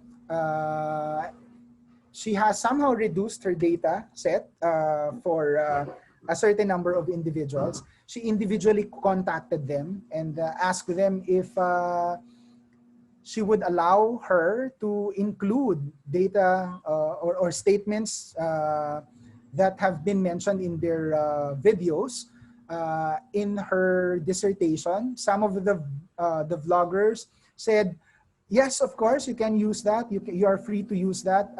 Some others would say, yes, I'm happy to be part of your study, but you will have to pay me because you now repurpose my content into something else. No? And of course, one postgraduate researcher won't have enough funds to pay for those kinds of data. So as an alternative, she included the data, the video in the data analysis, but excluded all extracts related to that one particular person.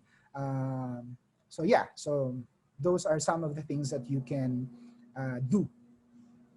Yes, sir.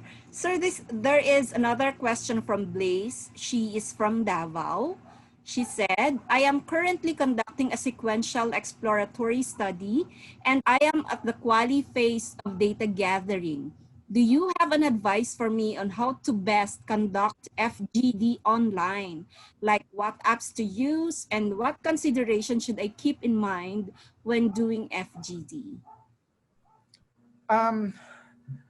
As I've already explained that a while in one of the slides, again, comfort of your participants. If, for example, you are using Zoom, are your participants aware of using Zoom? Are they happy to be part of it?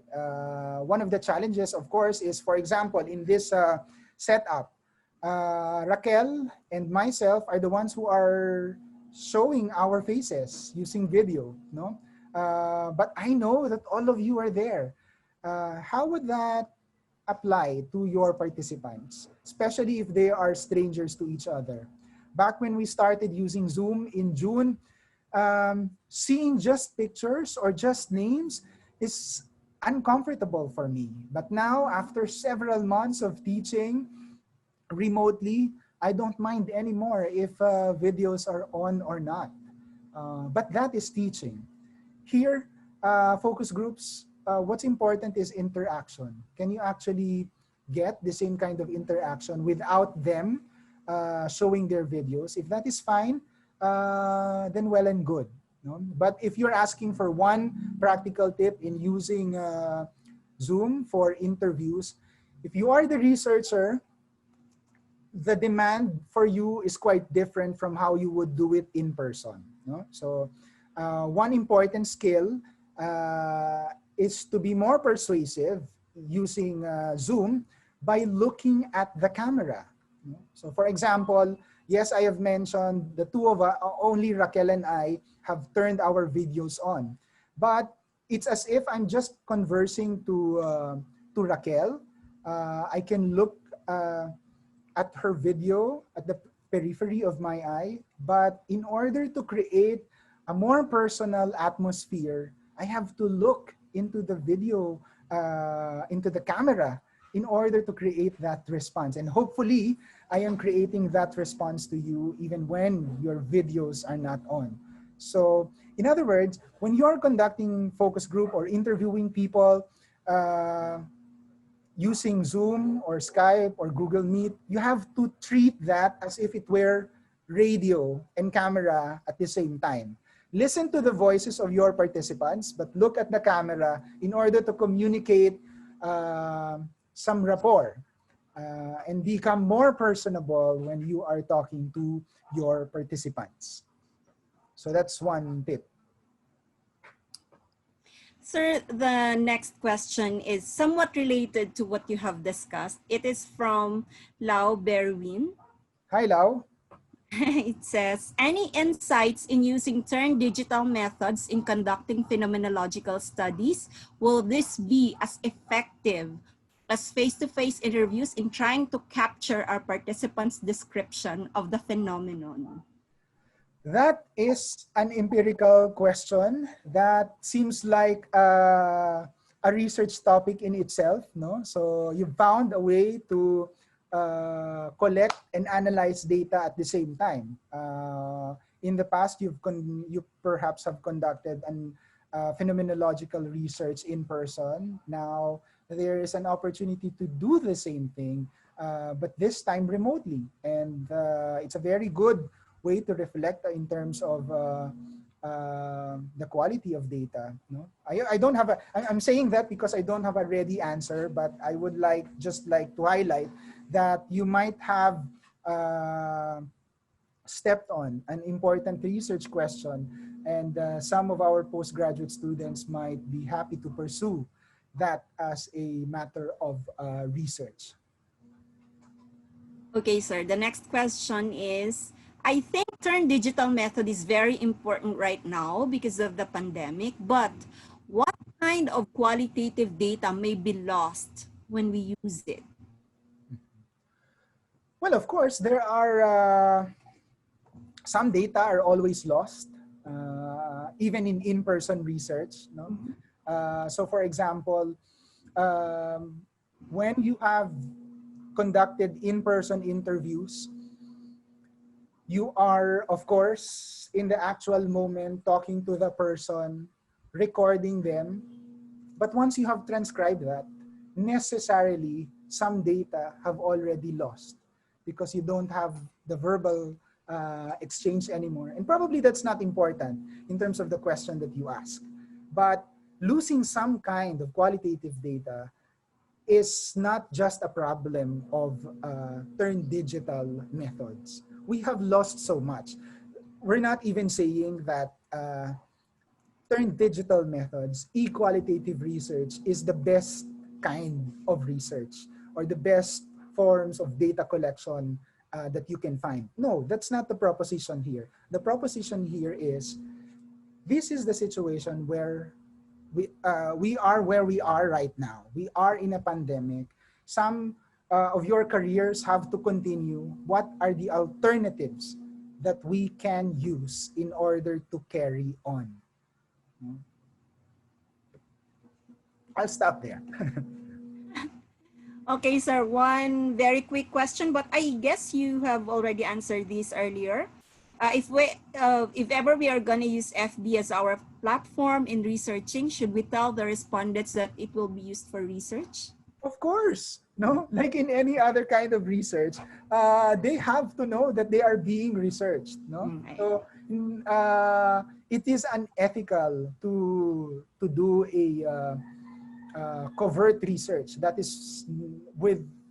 is explicitly stated in most of the ethical guidelines of different professional associations, especially the British Sociological Association. You can't do that anymore.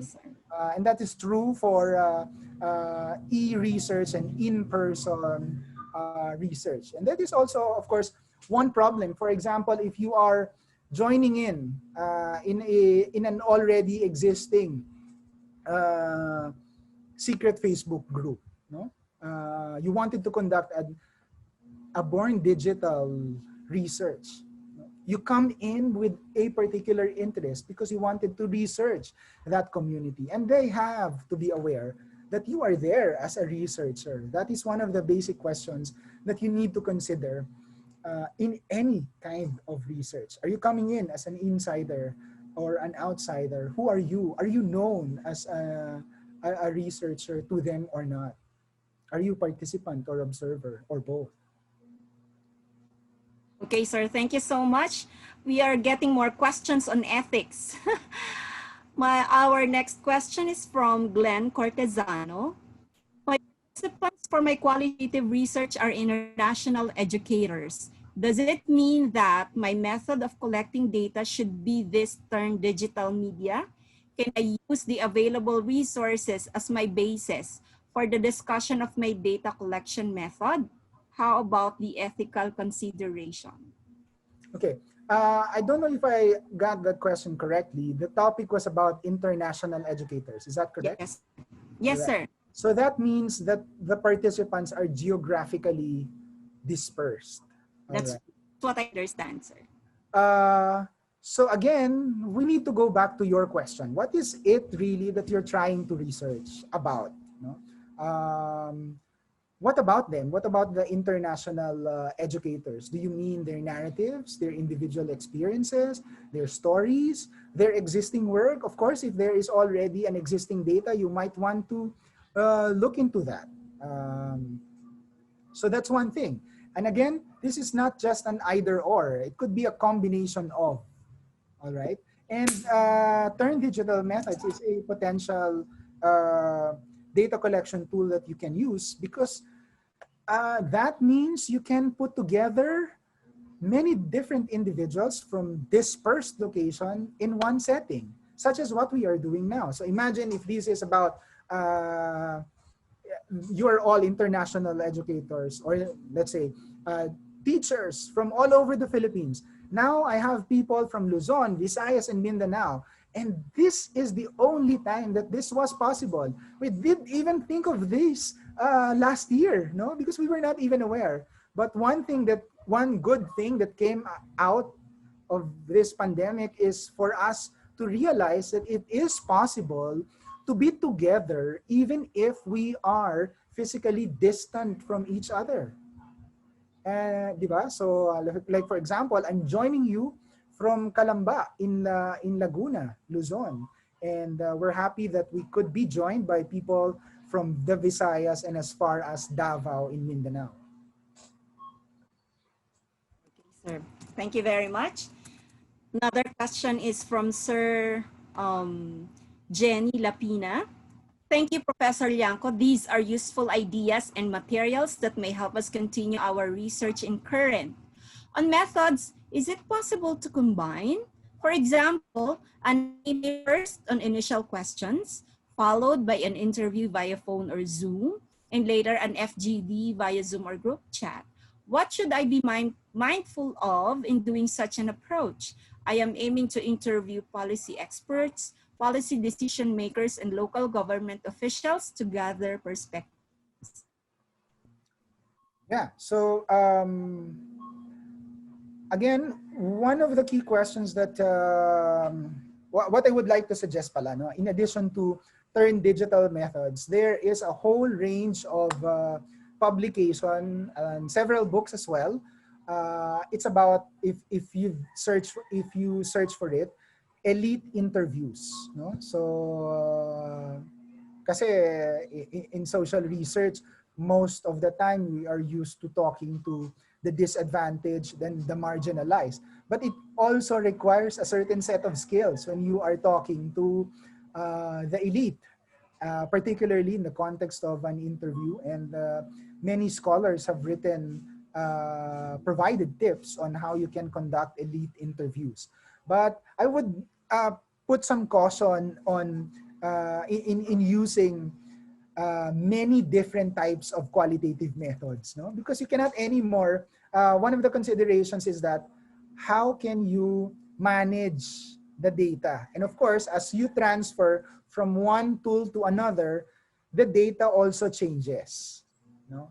So for example, I've mentioned that in general, when we respond to emails, especially to formal emails, we are kind of sure that the responses that you get are a result of a sustained, focused thinking into responding to you. Versus, for example, in the context of a face-to-face interview using Zoom, the responses that you get are more instantaneous, right? So is that the kind of data that you want?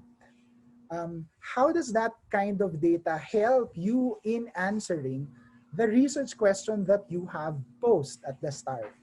You know? Adding more kinds of data, more kinds of qualitative data, and including different forms of tools in gathering data doesn't make your research stronger. As I have pointed out, the last point in my slide, appropriateness rather than sophisticatedness.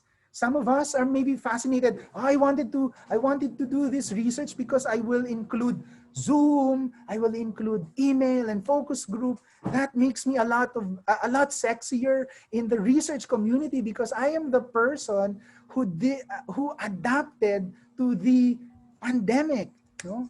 But that's not the point. You're researching not just because you wanted to look sexy, you're researching because of your topic. So is that appropriate? Maybe you're prioritizing sophisticatedness. So think about those questions.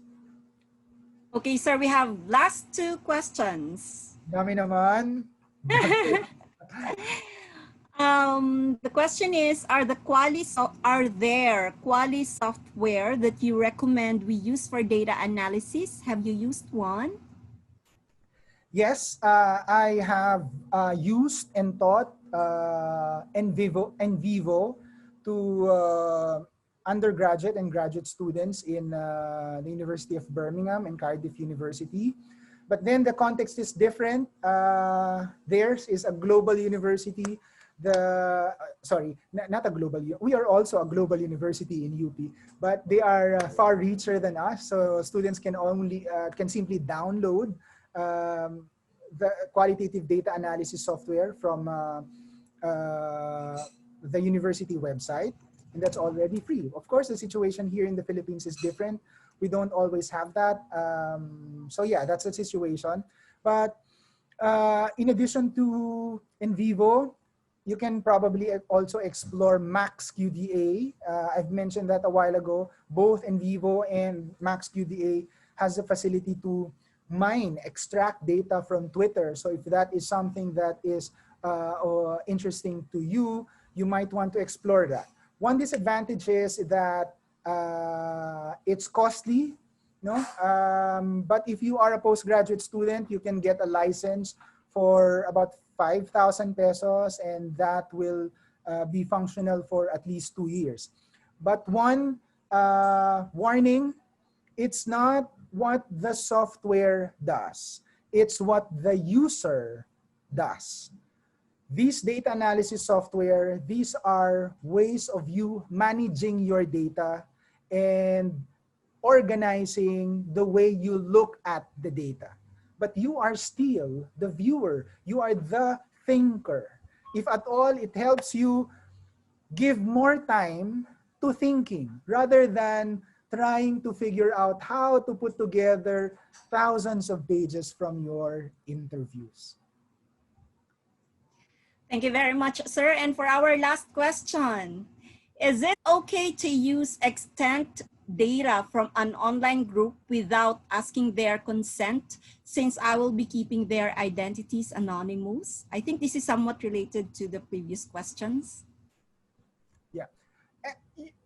One way to address that question is for you to look for similar studies. There is a handbook on social media research. Again, as I've said, I'm not familiar with that kind of research, but I sure know that it involves a lot of ethical considerations. There is there is a handbook on social media research. I forgot the author, but I'll send that to Pat in case you need that, or you can email me and send you the reference.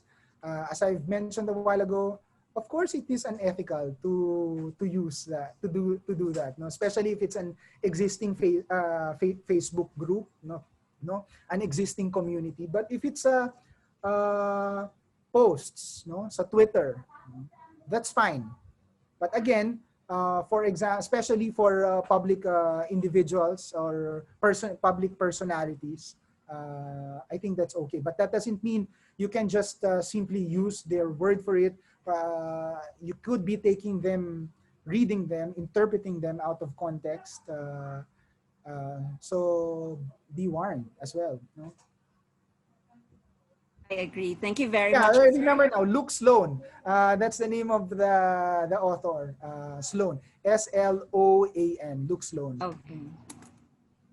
Thank you very much, Dr. Llangco. That was, wow, a very interesting talk from Dr. Añonuevo and from Dr. Llangco. I would just like you to know that our chat box is overflowing with thank you messages.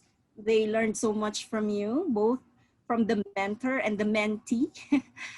That's why we'd also like to thank you. And as a symbol of our appreciation, we will now proceed to the awarding of the certificates. May we ask Dr. Añonuevo and Dr. Llangco to open their videos, okay?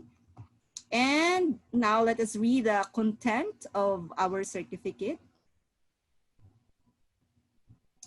Pagkalinga, in collaboration with the Philippine Association of Research Managers, presents this certificate of appreciation to, for his invaluable contribution as a resource speaker in Project Pagbangon, a joint webinar series on education, research, and extension, webinar series episode 1 on qualitative research approaches, sharing his insights, experiences, and expertise through his presentation titled Sachen, selbst, Philosophy and Methodology of Transcendental Phenomenology, held on the 5th of December, 2020. Signed, Patricia T. Medina, LPT, Chairperson Pagkalinga, and Marian C. Mani, PhD, President of PHILARM.